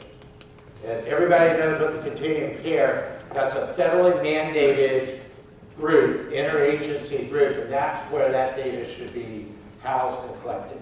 Yes, ma'am. Hi, I'm Martha Carney. I am the Ukiah librarian. I am approaching this from two angles. On the personal level, after moving to Ukiah for a job, it took well over 6 months for me to find a place to live because of the high cost of rent and the even higher cost of entry into the rental market. Expecting someone to come up with 3 times rent just to be able to move in is a little bit absurd. If I had not been living in an RV, I would have been on the streets, despite having a job with the county. I did not see that being really addressed in your program, but I think that it is something that definitely needs to be addressed on an immediate level by the city. The other aspect is, since I'm the Let me try to answer some of the questions. The first there, I think that's where you see the CAR group. If you look at the CAR and the information that we talked about, the CAR, that's very much that group. They have a job, they're working, they're sort of doing the things that were generally acceptable, moving in a good direction, but they can't make the finances work and finding a place. So I think your CAR people, especially your individualized CAR people, is exactly that group that we're talking about. And I talk about how to work with that in the report in 3 or 4 different places. So. Right. As the librarian who's running the Ukiah Library, yes, we see a large percentage of the homeless coming through our doors. We see them coming for a number of services that are not offered elsewhere. They are coming to use our computers. They are coming because we can take the time to sit down and help the disabled fill out paperwork. They are coming because we do not expect them to buy into anything, whether it be buying services or buying philosophy, in order to come in and be out of the weather. I would love for the library to be able to follow the lead of some other libraries nationwide and have a social worker on staff to deal with people. I would love to have a nurse on staff to deal with people, because we had someone have a seizure in the library yesterday, and it would be wonderful if we had someone who was trained to deal with that. What I don't have is the justice space. What I need, if I am going to continue being one of the resource points that the homeless are using in this community, I need more space, I need a larger building, I need more parking, I need more staff, and I need it yesterday. And again, the last 4 out of the last 5 speakers reinforced to me the lack of a strategy, and they're going right into tactics. What we need to say is we have X amount of people who need services between 8 and 5. What type of services do they need? Needs to be codified. Where is the best location to do that? Strategically. Then you go touch the 5 agencies and you say where and how we do it. McCavan has a very specialized need and a very specialized group that is important. Wouldn't want to move that. That's not what we're talking about. It's the general population that is tapping these facilities. Again, I think largely because of the void that the Buddy Eller Center created. My concern is not the services. Some of you, not all of you, some of you getting stuck in services. Read my report carefully. That's not what it's saying. What the concern I have is, did you start a strategy and go to tactics, or did you do tactics and no strategy? And second is, the singular location is the best approach. I'm not thinking you're going to go 5 to 1. I'm pragmatic. But if you could get 5 to 2, is good. Why, if we're about ready to add one, do we have a 5th one applying? Why do we have a 4th one not operational yet and is other being used? That's the lack of strategy. You have to start at what are numbers. You got to back in. What are the numbers? What are the needs? Then you go in to figure out the tactics, not the opposite. But how do you do strategy when you're And that's why you have to stop. It is worth it to take 2 days off and take everybody who wants to talk about day services and put them in a room. Everybody can do that. This is not brain surgery. But you put everybody in the room and you say, does it make sense for me to have showers if you are going to have showers, hypothetically? Or right now, who has showers? And why do the other people not have a shower? That's a strategic conversation that has not occurred here. And the void filled by Buddy Eller is a series of multiple individual tactics rather than a strategy. So, yeah. Hi, my name is Aoli, and I've been kind of a homeless advocate recently in this town, and I've been homeless a lot in my life as well, but that's not about the point. I want to piggyback a little bit on what the librarian said, because in every city I've seen, the libraries are the de facto day shelter, and in Eugene, the local crisis clinic is now having counselors and services in the library, and I thought that was a really great idea. But what I wanted to say was, I think you did an excellent job gathering data and analyzing the data. I think you have some excellent ideas. I have a couple of issues. The first, with your preamble, you spoke a lot about people's individual choices and behavioral issues and whatnot as contributing to homelessness, which undoubtedly they do. But I didn't hear you say anything about the economy or the wealth gap, or this doesn't happen in a void. This happens in a continuum. So, Okay, I know you have some more. I have one more. Yeah, let me answer those two. If you read the report, I talk a lot about loss of double income people. You have a lot of housing here that takes a two-person partnership to make it work. The moment you take that away, that is an economic issue. The divorce economics, I got that several places in the report, so it's in there. And then in the report, and the other is, to me, everything about veterans is an absolute outside structural issue, because these are individuals who went over, whether you agree with the wars or not, they went over to serve on our behalf, and they went over and we didn't take care of them when they came back, these individuals. And so that very much, 1/3 of all new homelessness is an outside structural issue. What you know nationally is very few people are triggered because of economics. Some are, there absolutely are, but it's the smallest group. It's the inability to hold a job after you got a job that comes.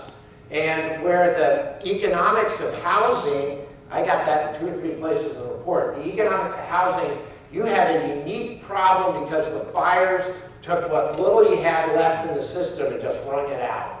And so you need housing of all types, and that's an absolute economic issue, because as you have such a tightening of your market, your rental rates go up. You have 2 problems. You literally don't have enough inventory, housing stock, and what you have, the prices go up. So it is absolutely the economics of that. So, not to mention, most of these people that are on the street, they're going to get a job. It's not going to be a high-paying job. It's going to pay the kind of rents. Right. They're going to need subsidies no matter what.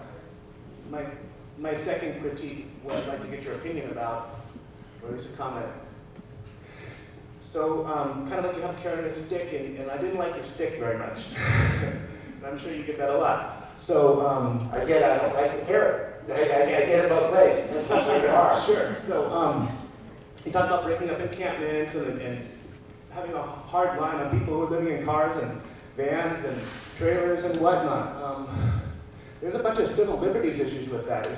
If you don't have alternatives for people and they're living in encampments, and then you're breaking up their encampments, I mean, there's a lot of civil liberties issues with that, and I mean, there's a lot of court cases that have to do with that. If you don't have adequate shelter beds to shelter everyone, oh, wow, where did that come from? Okay. You don't have adequate shelter beds, and you break up these encampments, I mean, what are you doing to people's ability to survive? I mean, if there's enough housing and there's enough shelter beds, then maybe you have a little more of an argument to do that. But even then, if you're coercing people into treatment, whether they like it or not, in order to get these shelter beds or what have you. for housing, that's a civil liberties issue, and I'd like to hear your comment on that. There are two primary court cases. One is at a federal level that has gone through and it went through the Atlanta Circuit Court, and it's called Pottinger versus Miami. And that has generally been considered the #1 controlling case. The Supreme Court has upheld it by not, they've had many challenges to Pottinger. Pottinger has not been taken up by the Supreme Court, so by de facto case law, they accepted it. The Jones settlement, which is not an exact type of style case because it became a settlement and did not get to court, was down in Los Angeles. It also has very similar parameters to Pottinger. And what Pottinger simply states is if you are removing a service, you have to have the opportunity for that service. And I absolutely follow Pottinger practices all the time, because if you go to court, you lose a court, you lose a lot of money, you pay a lot of lawyers, and you don't help the people we're trying to help. So I always follow Pottinger. So here's an example of Pottinger, a real life case that happened in Florida. They had open bathrooms in a park, and the mayor said, we're starting to have problems with our bathrooms. So he started locking all the park bathrooms at 11 o'clock at night. So the people in the homeless community who were living down the street had no access to the bathroom after 11 o'clock at night until 7 the next morning. But he also told the police department to start ticketing and arresting on multiple offense people who urinate in public. You see that there's a direct tie here. And I told that city, I said, you will lose your court case because you have taken away, the courts are real clear. You can enforce some of those type of laws, the reasonable ones, only if you provide an alternative or an alternative already exists, or you give that person an alternative. That's the base of both the Jones settlement down in LA and Pottinger.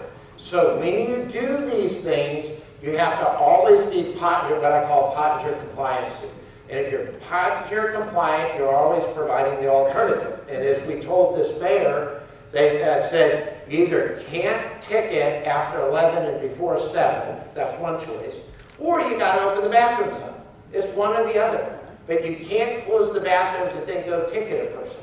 And we told that to the mayor, and he ended up losing in federal court, even though we told him that. He lost, and so he had to stop ticketing.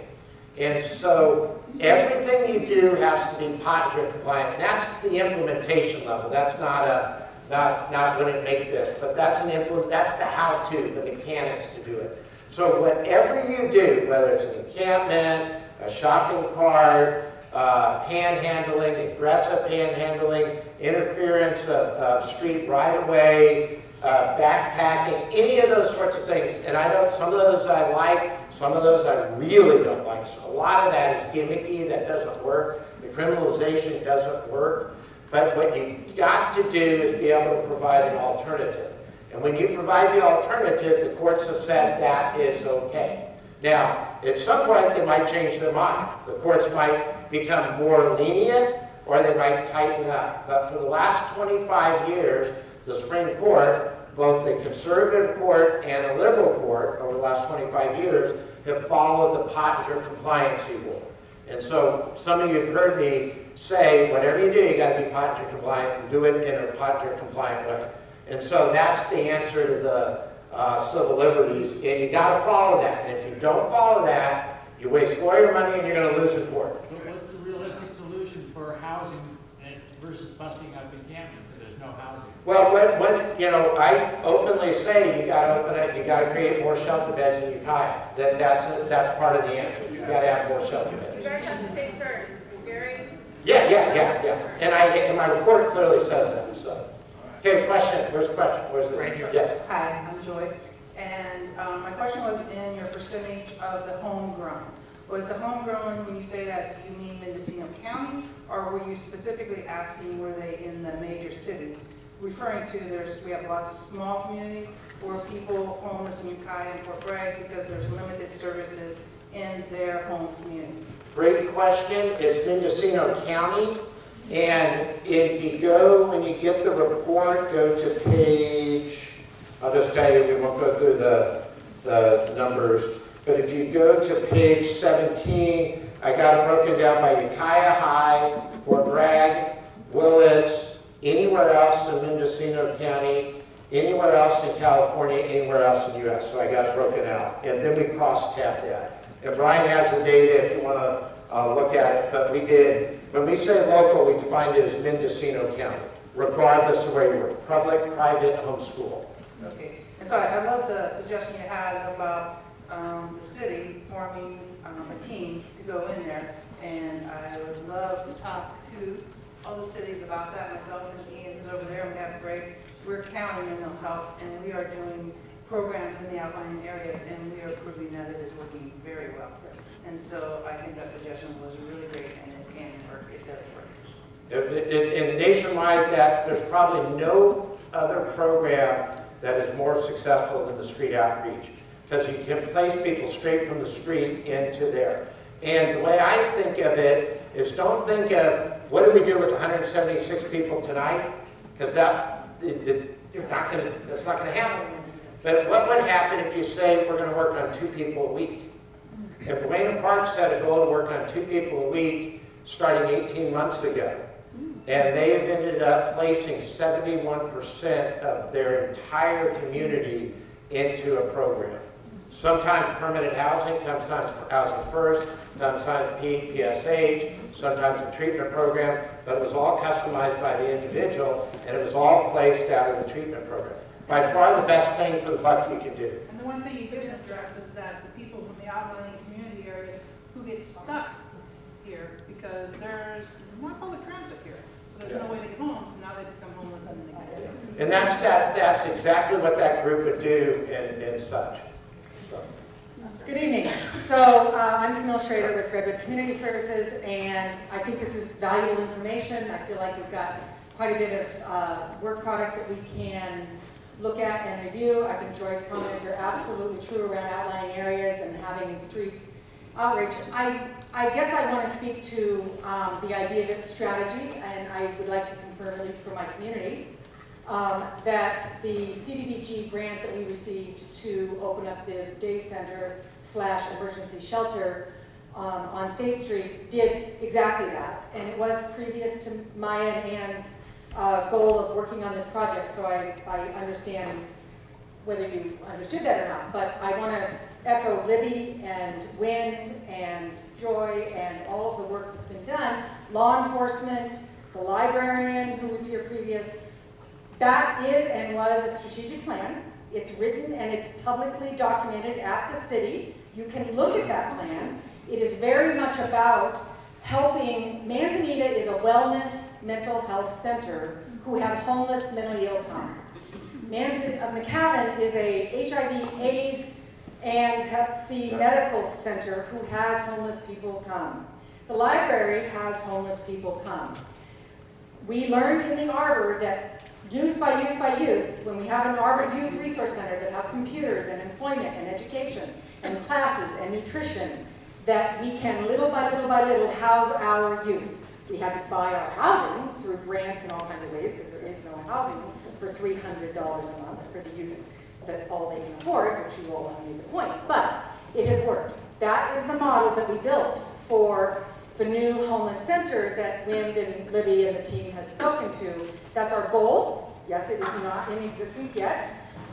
The reason it's not in existence, therefore you haven't seen the strategy, is that we hit up against a use permit, and November 1st came, and the rain came, and our first priority was, let's take care of our homeless people. So we simply took care of our homeless people through the winter, and as soon as this winter is over, we will initiate our plan, and all of the partners together, all of the players, are going to, we hope, be able to bring their supports and services, and just as you said, the goal is, if it's 188, if it's 300, person by person by person by person, we take a look at what they need, and we do everything we desperately can, all of us in this room, all of the people who are here to support, to not enable, but to support them into housing, employment, and the quality of life.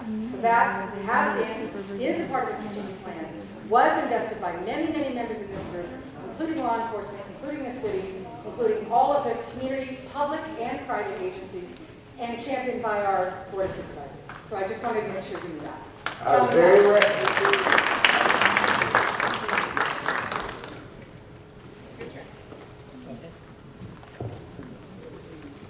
Hello, I'm a poet, songwriter, professional hobo, trying to fill you guys' shoes. And as a historian, I found history is the most boring subject on the earth because it repeats. Now, when Abraham Lincoln ran for president, he ran on the abolition platform. He made it clear that he did not want Negroes to vote, to intermarry, or to have equal rights. He wanted to abolish slavery. The same thing, prohibition. They abolished drinking. It created the hugest spike in police murders, in drinking deaths, blindness, all of these things. That these government-forced programs do not work. So I got a song that the homeless are humans, and if we don't treat them as humans, we will continue to create a gap. So I wrote a song, if Leonard Cohen was homeless and had to live in the subway for a few months, he might have written this song. I'm the fragrant, vagrant, catch a whiff of this bendo stiff. Is it true you won't share a pew with me? Such a right, a gutter snipe, smelling sharp 'cause I sleep in a tarp. You might hope I do some soap, oh please. If I sit too near on the bus, you gag and wheeze, make such a fuss. If I should enter your store, you fear customers might run out the door. I suppose that your nose informs you I'm one of those, and your world must dispose of me.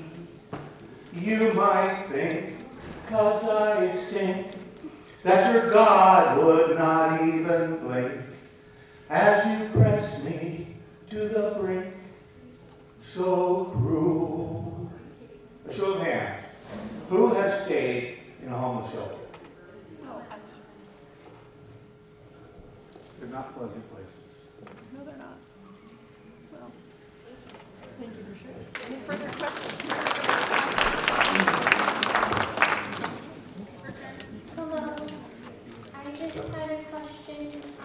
When you spoke about sending people home, I just wanted to specify and ask, do you mean helping them mend relationships with the people at their home?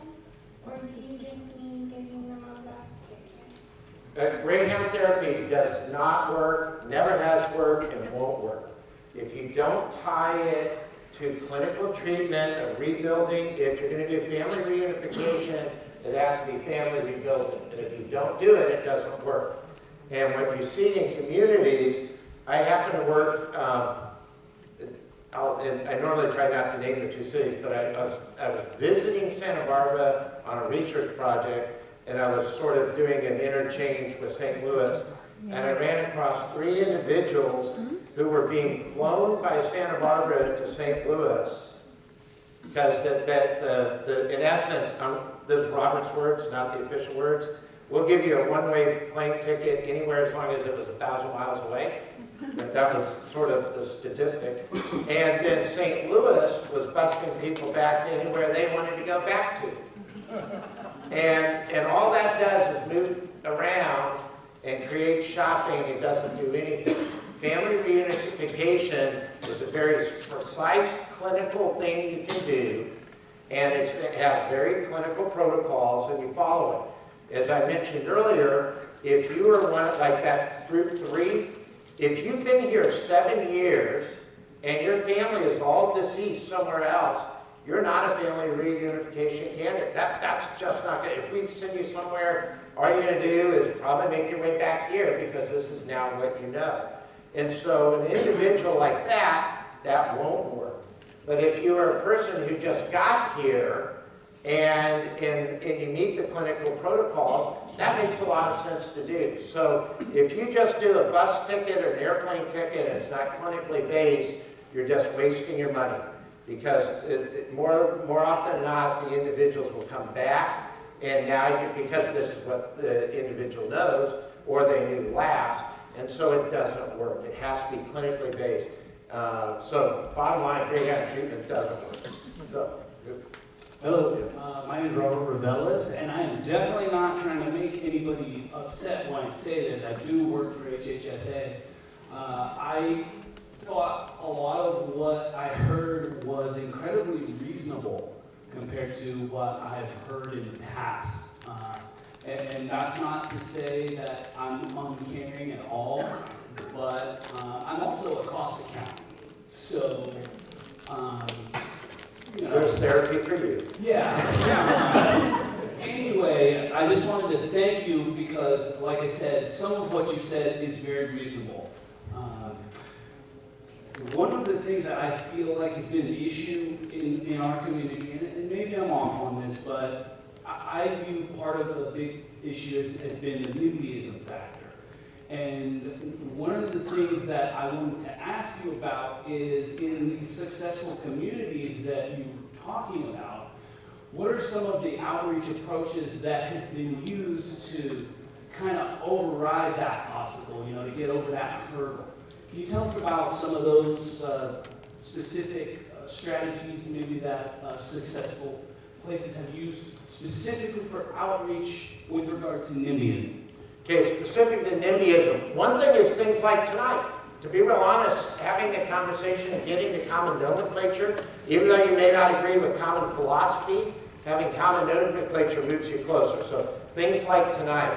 In San Antonio, when we were building Haven for Hope, we had a huge problem. We had a zoning case that roughly 480 people showed up and nobody in favor, and I was the applicant, and the mayor was supposed to come and present for us, and he didn't make it. He got busy. Another person from our board was supposed to make it, found out there were 400 and some odd people. And so I just got beat up for like 3 hours. 3 hours. But then it just sort of hit me. I turned to the guy who was the most radical in the audience, and I said, do you think you're the most against this? Oh, yeah, I'm the most against it. And the zoning commission totally lost it, because he and I had the mics. And I said, can you take 10 of the people most disliking of this, and I'm going to take you on a road trip. And I'm going to go show you a couple other places. And I went out and took him to Father's Joe Village, and had Father Joe himself, who's still alive, come down and talk to him, and he talked about all the NIMBYism against him. And then he says, by the way, I now get money from my neighbors because it's improved the neighborhood, not made the neighborhood worse. Then I took another group to Miami, same deal, where they're now fundraising for the group because it's done so much to improve the neighborhood. If you build a facility or run a facility that already exists and runs it well, it actually makes the community much better because most importantly is you're helping individuals. And when you help individuals over the aggregate, the community likes that and you help the individuals. We're actually fighting for the same thing. And so when you actually take people on the road and go take them to some places, and I took the 10 craziest, I mean, these people were just crazy. And interesting, the guy who got into it with me, he said, he later ran for mayor, there were some reasons there, and he said he couldn't go on the trip because we're going to fly on a plane and he was scared of the plane. So I told him, I said, I'll go with you on a Greyhound. You and I can go out in a Greyhound, fly everybody else out. And I said, and he said, well, I can't afford that. And I said, well, I'll pay for it. And then he said, well, then you're buying me out. I mean, you know, he ended up not going, but the 10 people he picked all went. They all came back and all spoke on behalf of our zoning case. Every single one of them. And so some of it is just realizing there are other places who've solved this, or not solved the whole thing, but solved NIMBYism, and as part of an overall thing and have addressed it. So looking to places that have done it, And it's not perfect. You know, the plate in Fosco perfect is not perfect. Haven for Hope's not perfect. But you know what? It's 80% better than it used to be. And you know, would you take an 80% improvement? Yes. And so part of that's showing the other, part of it is communicating and realizing if the business community would start to realize anywhere that if the more people graduate from the street on an aggregate, their issues go down. If the social service group realizes that they get more funding from the business groups to help them provide more services, to be able to fund more beds, become project compliant, all that, that also helps the individuals. I actually think we're in the same, we want the same exact thing. I really believe that. And so some of that is putting a mirror up, and it may be uncomfortable, it may not appear some, you know, sense, but you want to have a conversation about it. Yep. There was a question over here, I thought. Here we go. Oh, there are two here. Hello, I'm Susan Canuck from Ukiah. I'm glad to hear that you noticed that we're different here in Mendocino County, and we've been different in many ways.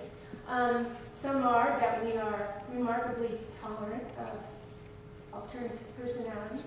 We're generous, and agencies can get along well and work together well and plan well. You mentioned the secret sauce of Buddy Eller Center. Well, the secret sauce was tolerance and acceptance. And Buddy Eller also did a wonderful thing for our community, which was recognizing that there was a huge overlap between mentally ill people and substance abuse people. There used to be in Mendocino County, if you were diagnosed with a mental illness, you were not eligible for substance abuse treatment. Or if you were diagnosed with a substance abuse problem, you were not eligible for mental health treatment. So, and that's because of Buddy Eller that changed. So I think what's missing in your suggestions is that tolerance. Your computerized system, you design to coordinate treatment and maximize services, and that's very good. It's also designed to exclude, and that really bothers me. The other thing that I want to talk about is... Well, let me take that as a question. Where did I say exclude? Other than north-south travelers? Well, where did I cohort, your third cohort. Right, because they have clinically needs that are different, number one. And if you go to an emergency room, and you go into an emergency room, and somebody says, I have a headache and I need an aspirin, are you going to treat that person equal to a person who's having myocardial infarction, having a heart attack? You don't say, well, aspirin got here first, so we're doing aspirin, and we're waiting. In real life, you have to triage, both in terms of people's service time, because you have case managers, only a certain amount, and who do they work with tomorrow? You work with the highest and best use, and you work your way down. Every every clinical master social work program I've ever gone to has a unit about how to do that prioritization, because you want to work at the most successful and work it down. Doesn't mean you vote them off the island. It doesn't mean you're not going to get to them, but you get to the people that you can help the quickest and fastest, just like an ER. I'm talking about triage, not exclusion, except north-south travelers. Unless it is 24 degrees and you're a north-south traveler and want to come into the winter shelter, which, by the way, when we interviewed the north-south travelers, because they have their own vehicle, do not come in and use the winter shelter, interesting enough. A couple did, 7% did. But I'm not at all talking about exclusion. I'm talking about triage, and there's a real difference. So I never said that word at all, except north-south travelers. Now, if you philosophically think you should help people that aren't HUD-defined homeless, may not even meet McKinsey-Vento, go for it. Waste your money. It will waste your money that we need on people who really need help. So don't say I'm saying exclusion, because that's not even what I'm saying. Feels like it. So the other thing I want to say is, globally, homelessness is an enormous issue. There are hundreds of millions, and I mean that, hundreds of millions of homeless people. That includes people in refugee camps. They are fleeing from war, they are fleeing from untenable political situations, genocide, droughts like we never saw in California. And people do not put their families in an inflatable boat and take their infants and their grandmothers across the sea, or try to, for a fun vacation. They are desperate. They are running for their lives. We are going to get overflow. I mean, we have to face that. We have people in Ukiah who are escapees from Katrina. Now, they're not homeless. They were living 11 in a 2-bedroom apartment because they came to stay with relatives. But, you know, we've had tremendous homes lost in California in the last 10 years. I don't know, tens of thousands. A lot of homes have been lost. So it's a big problem, and it's going to be coming in, and we need to look at a very large problem as well as our local problem. This gentleman is next.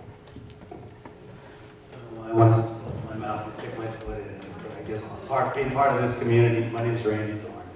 Just thought I'd share my feelings. First of all, my first feeling and observation, I'm listening to the difficulty of the different social agencies working together. It sounds like the same issues we have just as far as all of our agencies working together, whether it's the city and the county, or the different fire departments, or the city and the sewer department, or whatever. So the difficulties we have working together, it seems common to humanity.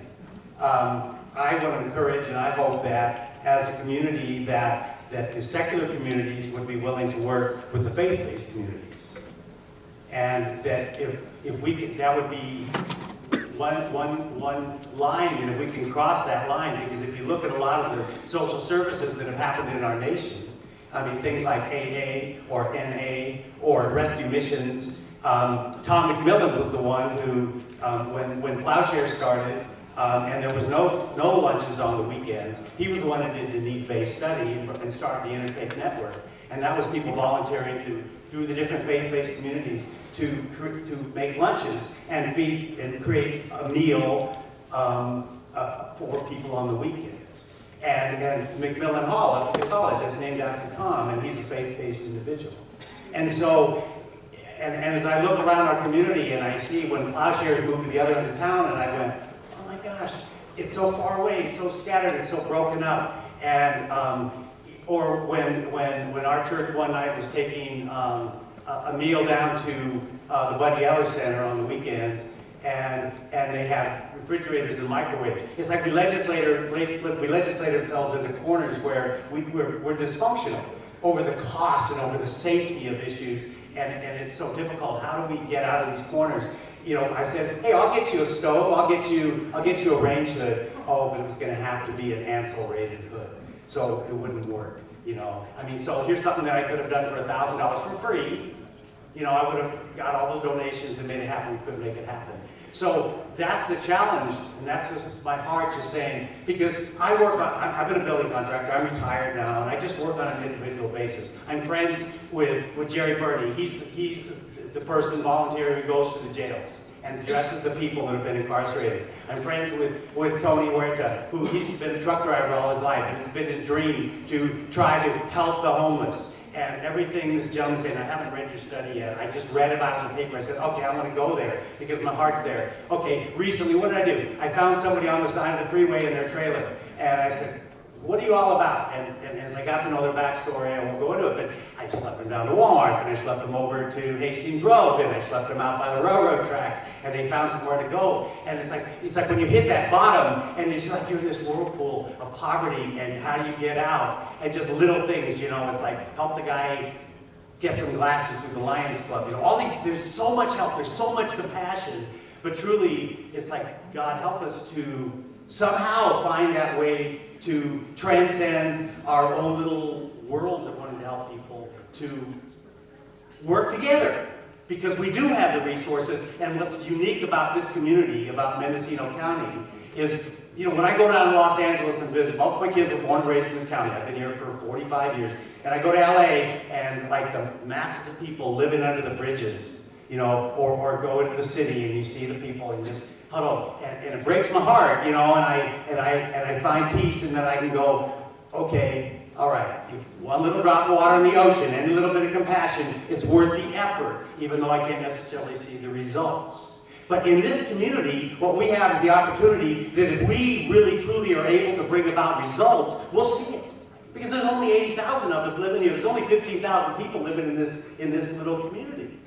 We have a huge opportunity if we can get past ourselves.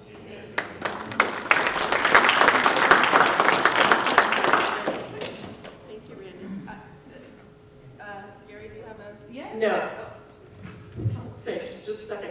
So Dr. Marbut said that he would be here and take enough questions, but I want to just wrap this part of it up by making sure that at least a few of you who are still here, and clearly I should have done this 15 minutes ago, what the county's role is moving forward. And so basically there's the whole data collection piece so that we get on the same page and we know the problem we're dealing with. And now comes the real work, regardless of, Dr. Marbut might think he did all. Now comes the real work, which you are invited to participate in. And that real work is going to be really coming together, and that's county, health and human services, service providers, law enforcement, municipalities, volunteers, the faith-based community, to see what do we agree with, what do we not agree with, what other strategies do we want to look at than the 20 recommendations that are here, and then slowly coming to consensus about where are we willing to spend our time and our efforts and our dollars. And at that point, we will have not tactics, but we will have a countywide strategy that helps us get as many people housed as we can, while at the same time respecting those of us who are not homeless. And it's a balance. As Maya Stewart often says, just because I love the homeless doesn't mean I love you less. So it's an interesting balance. So that's the work that we're going to be doing over the next, I hope, few months, but it might be longer than I anticipated being. If you are interested in participating in that work or in volunteering or working in any way, you can talk to Brian in the tie in the back and make sure that he has your contact name and information. And I guess I should introduce myself. So I'm Ann Mulgard with Health and Human Services. Okay, yeah, I'm going to get them too. And I want to make sure that everybody here too knows Maya Stewart. Where we're centering our homeless work in Health and Human Services is what we call the home team, which is Housing Options Mendocino, and Maya Stewart directs that team. And so Maya is much more the face of the real work that's going on than anybody else in the agency. Maya. We didn't get introduced earlier. We'll recognize Supervisor John McCowan, who has been really at the forefront of this work for many, many years. So if there's questions about the county or next steps for our partners, I'll take them. And otherwise, you're welcome to come or go or stay. So specifically about county or next steps? Yes. The donors said the library is trying to populate to get it for the wall. And how quickly is not actually. That's a tactic, and we don't know if it's part of the strategy yet. So we will talk. Okay? Can everybody hear me? I saw you at the table. How are you? Good. Tired? Yeah, it's a long day, right? Can everybody hear me now? Okay. Yeah. What is a big obstacle to helping the homeless become non-homeless? Thanks for coming. And that is lack of homes. So what I would like to see is the city and county do things like the state of New York has done. Provide incentives to build homes, or not even home shelters, but build homes Just set it down. for the less affluent and even housing for the more affluent. But as you indicated, as the gentleman over here has indicated, the fires have decimated our housing situation. And I'm not seeing anything in the county or the city providing incentives to put in new housing in this area. The other part is, I've seen signs help one, but if you can't find a place to sleep, what good is it to have a job if the next thing you do is after you quit working for the day, you go over and find a place under the bridge to camp out. So again, we really need the city and county to step up and provide incentives to provide housing for all of us.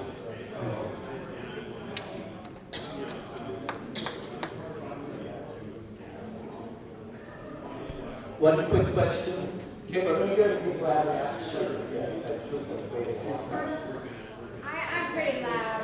My name is Cheryl Monahan, and I know you probably didn't interview him, but after the Vietnam War, the Mondstadt 10,000 Buddhists funneled thousands. There were thousands of refugees from Vietnam, Cambodia, and adjacent areas that went through their facility. And they did a wonderful job of individualizing the plan, of finding them a home, a place to reside, and of course they were traumatized by the war.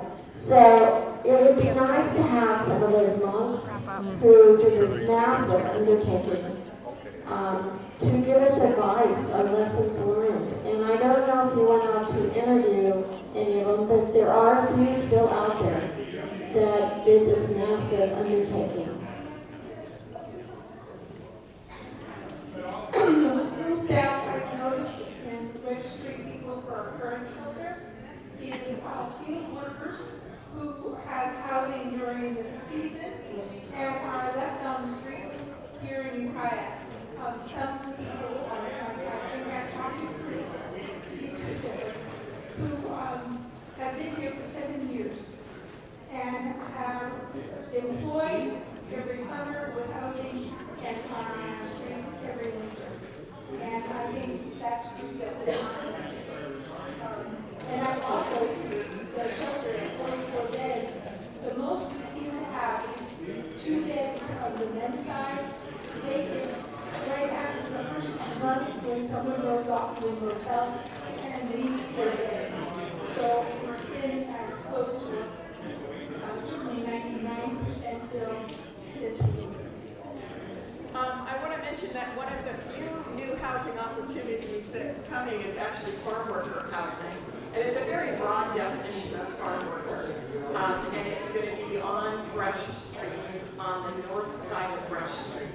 And so that has broken ground. And so that's very exciting. So that's one group that might have a little bit of luck. But I do know that, as the gentleman pointed out, no one apartment complex is going to solve the vacancy rate that we have here in Mendocino County.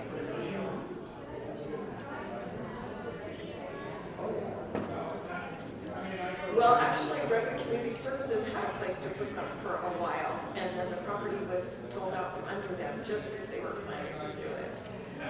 But people have looked at that. So, anybody who hasn't spoken? Okay, Susan. I just have a very narrow question for our presenter. My name is Susan Scherer. And I forgot the legal standard you mentioned, the Pottinger. The Pottinger. So under the Pottinger standard, if you confiscate the illegally obtained shopping carts, are you suggesting an alternative for helping people who left their stuff The best place I've ever seen it done is Buena Park. And you, just like if somebody stole your purse would be returned to you. Or if somebody stole your car would be returned. So if we steal your shopping cart's returned to you. Your possessions are not involved. And what Buena Park did was make sure they brought extra material, packaging supplies and such like that, that they gave that opportunity to do that. And again, the shopping cart is the illegal part, not the possessions. You don't want to get involved in the possessions. But wouldn't the difference under the Pottinger standard, wouldn't it be that bathrooms were supplied to the public, so that was a public service? Shopping carts are not supplied. If you have stolen property, it's not. I would advocate returning the shopping carts because I live in a neighborhood where shopping carts are ubiquitous and I'm sick of seeing them. But are you offering an alternative to homeless people to carry their stuff in lieu of the shopping? The places I've seen that, this is a storage issue, not a shopping cart issue. Okay, if that makes some sense.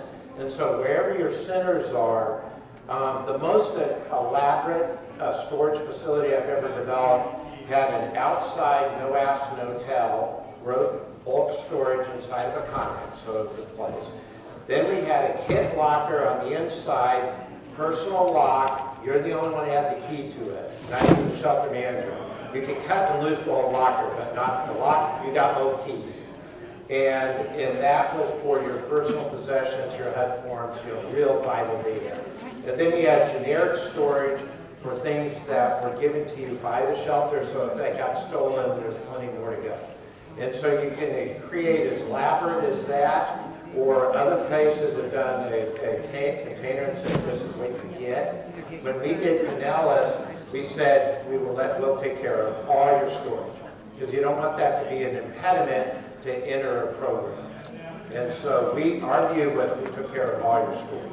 In the program that was proposed and approved by the city of Ukiah, by Redwood Community Services, there are storage lockers in it.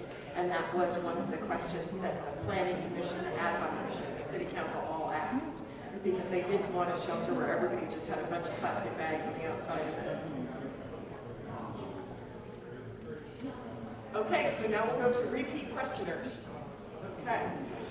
First time. There's a first time. All right, first time first. You go first. Well, I'm Jerry Burney, and I am the chaplain at the county jail. Been there about 15 years. And my wife and I have taken homeless people into our home several times over the years. The last one was just as recently as this January. Some mental illness problems, and she stayed with us about 13 months. The thing I've noticed is every person I've come in contact with, and I work with a lot of people besides once people in the house, to try to get them to the job. That's the barrier. Because they're getting a check. And if they start working, government starts taking away that money. Case managers I work with, they go, like she could earn $80 a month. And after that, her check starts disappearing. And her check disappears, so do her social services. This is true of so many homeless people. There's not enough money from, mainly talking about the ones that have physical and mental issues. They receive a very small stipend. It's not enough to get a place, it's enough to get drugs. And that's when most of these people come into my life, jail. It's not enough to get out of trouble. Working with the agencies, working with me, working with anybody, the other people, we all work together. We can get to the point where they can maybe get a job, because they're clean for a while and they've got some skills, but they can't drop the check. If they do drop the check, then they end up without some services, they end up losing money, and they're right back in the cycle.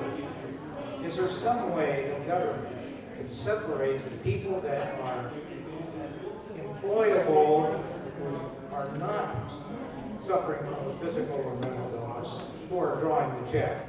Put them on a time scale, say for 6 months you can draw the money, but after that, we're going to reduce it every month.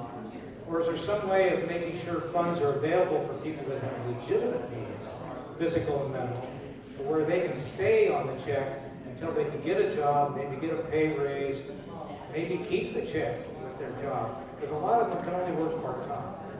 When you have mental and physical problems, you might get a part-time job working in a restaurant. My brother was going to give a bunch of clip bars to homeless people. Enough that they could get by and get a place of their own. The way the system works now, if they get a job, they're going to lose their job. Okay, so I guess my first reaction, she just walked out of RIM, so I was just about to introduce the Director of All Things Social Services, but she walked out, but I will introduce you before you. I think that happens sometimes. It doesn't happen. Disability Social Security is so hard to get that it would surprise me if very many people, well, you know, Tony, you were in that field for a long time. It would surprise me if very many people could really get off of it at any particular time. Now, welfare to work stuff When you have kids and you're receiving welfare, that is very time-based and very employment-driven with incentives to become employed. So that's kind of a different system. I think people think of, or legislators in Washington, since it's a federal system, think if you're bad enough to get Social Security disability, we don't expect you to go to work again. So, but they're not on, really? Are they drawing, so they're not drawing Social Security for their drugs and alcohol, they're drawing Social Security for their mental illness.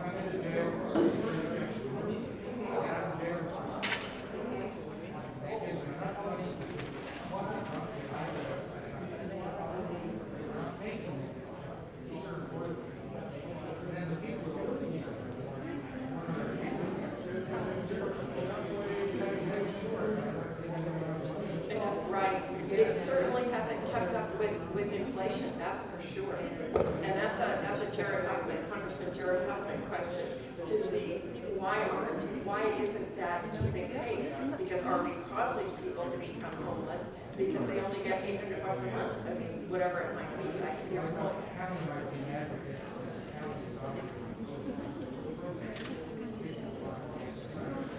You know, I wish John were still here. The county does have a lobbyist, and we can put things on there for them to lobby about. So I will let them know that that is on the list. Correct? Right.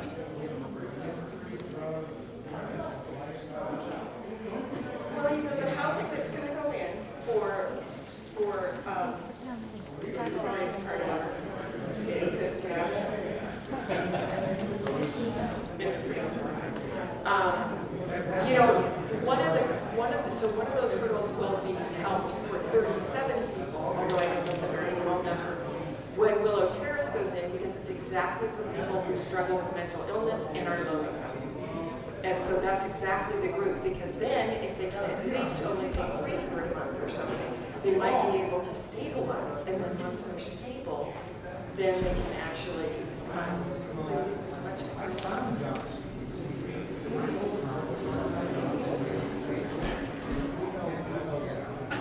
enough for them to earn a few dollars to bridge the gap and get a house. But then they take the money away. And who is your contact at social services? Okay, we need to get you a contact at social services. Because it is a federal issue, but I want to make sure regulations change all the time, and there's a lot of urban myths about benefits, so I want to make sure he's talking to somebody who really knows what's going on.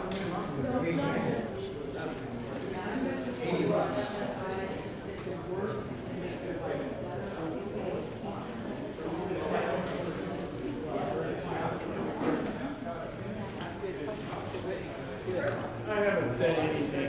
Oh, right, it's your turn. Well, I've got 20 years, over 25 years experience with it, so been working with from South Dakota, chief to chief, I've been a city councilman. Good job. The one thing that I found in the ministry that I belong to, and we go all over across the country, it's the only success that we've had. A lot of these hardcore drugs that just map to one thing. These faith-based. If they don't accept Jesus Christ as personal Savior, they don't get involved. They get right back in. People have just got more right now that have been in and out, but have been over for 3 years because they accept Jesus Christ as personal Savior. That is the rock, the way it's true. This organization has to get along with that in the public and not have a church or state issue.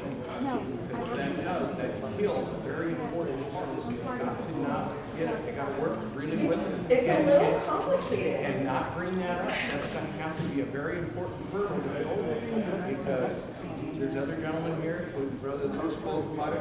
It's so important. Because when the I don't need the laptop if you want to.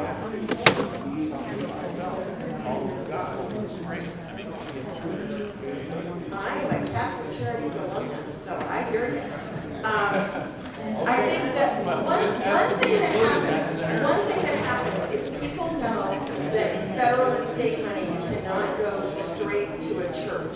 And so sometimes people stop looking, but sometimes there are ways around it. That's what I mean. But it's a little tricky, and we just have to make sure, as long as it's legal, but they can still partner even when there's no money exchange. You know what I mean? So there's lots of partnerships that we can do that have nothing to do with grant dollars. But even with grant dollars, some grant dollars can go to faith-based organizations, depending on what their work is and how they structure it. What I've seen across the country. Well, and I think it's one of those things, as the speaker said, one size does not fit all. And there's a lot of people who, as you say, with that tenet of religion are much more successful. Dr. Marbut, quick question. On the continuum of where our city is, have no problem with homelessness at all, to the other end where we're the worst one around. Where in this continuum are we? The city of Ukiah? Yeah, the city of Ukiah. I would say in the middle. In the middle. So the idea that we've got the highest per capita rate of homelessness in all the United States. It's not true. It's even, in fact, pretty central. Okay. Yeah, you're pretty in the middle.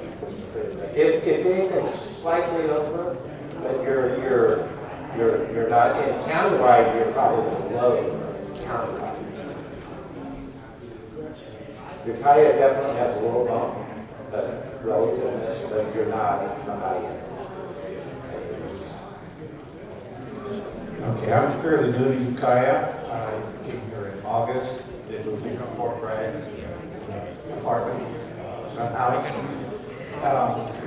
I was in, yes, well, I've never been in 10 months. I'm a hobo. But Ukiah, or Mendocino County does not have crisis help. They have no crisis help. They have to mine out. What they do have is the safety cell at the low gap end. And it's a large concrete cell with a grating in the corner to pee and poop in. 2 bright lights in the center that shine down on you intensely. They strip you naked and throw you in there with a little cloak that would cover a 10-year-old. I was in there for 40 hours without a break. That is against the Geneva Convention. Cool. Let alone the low gap end's own rules. I keep telling Tony, 24-hour max. But because I felt naked on the floor and began to quote my serial number, as soon as they put me in, because I recognize prisoner and the idea of the safety cell, lawyer clients do not see that safety cell. The walls are covered in blood. It is medieval. And so when I got here, I signed up. I went to the hospital, crisis cell. And there's no beds at Fort Miley. Fort Miley has 8 beds in its entire crisis unit. The VA had no beds, so I stayed in the ER over here for 72 hours with an armed guard standing over me constantly in a private room. That's a huge resource in this county. You use up their ER bed with an armed guard. I got no therapy. I was treated very, very nicely. You know, I got no complaints about that. I was a prisoner. I was a prisoner for 6 days in Fort Miley in one of their beds. And they got double block doors, bright lights. It's not a conducive atmosphere to veterans in crisis. Okay. 2 weeks later, 6 police came to my apartment at 7 in the morning and hauled me back to the ER. I spent another 3 days locked up. They didn't call the VA this time. They shuffled me into their hospital at Simply, which is the same hospital. And you can be assured that when I have crisis again, okay, you only get help through veteran crisis if you say suicide, harm others. If you don't say those magic words, you get an appointment down the road. It takes months to get into a program like Yountville. And I have no doubt that there was some unfluid recruitment tests taking place in Yountville because he targeted 3 women and let others go. There was some bad blood. You're talking with very traumatized. I'm going to show you how small it is. That are very skilled and to treat them brutally is a very stupid thing to be. two-stage system is so heavy-handed that veterans will not sign up twice. Twice the same. We have to live in but if we can create a quiet, calm, dimly lit place for people in crisis, We're going to go with it. Yeah. I can understand it. That is pretty awful. That would be more conducive to them coming in the next time they're in crisis instead of getting violent. Have some chairs and tables. I like it. I like it. Thank you. You know what? We're going to move this out to the hallway because they need to clean up for your next event. But Dr. Marbut said he would wait out anybody, so he will. Well, I got to end with a song. You're more than welcome to leave. Follow my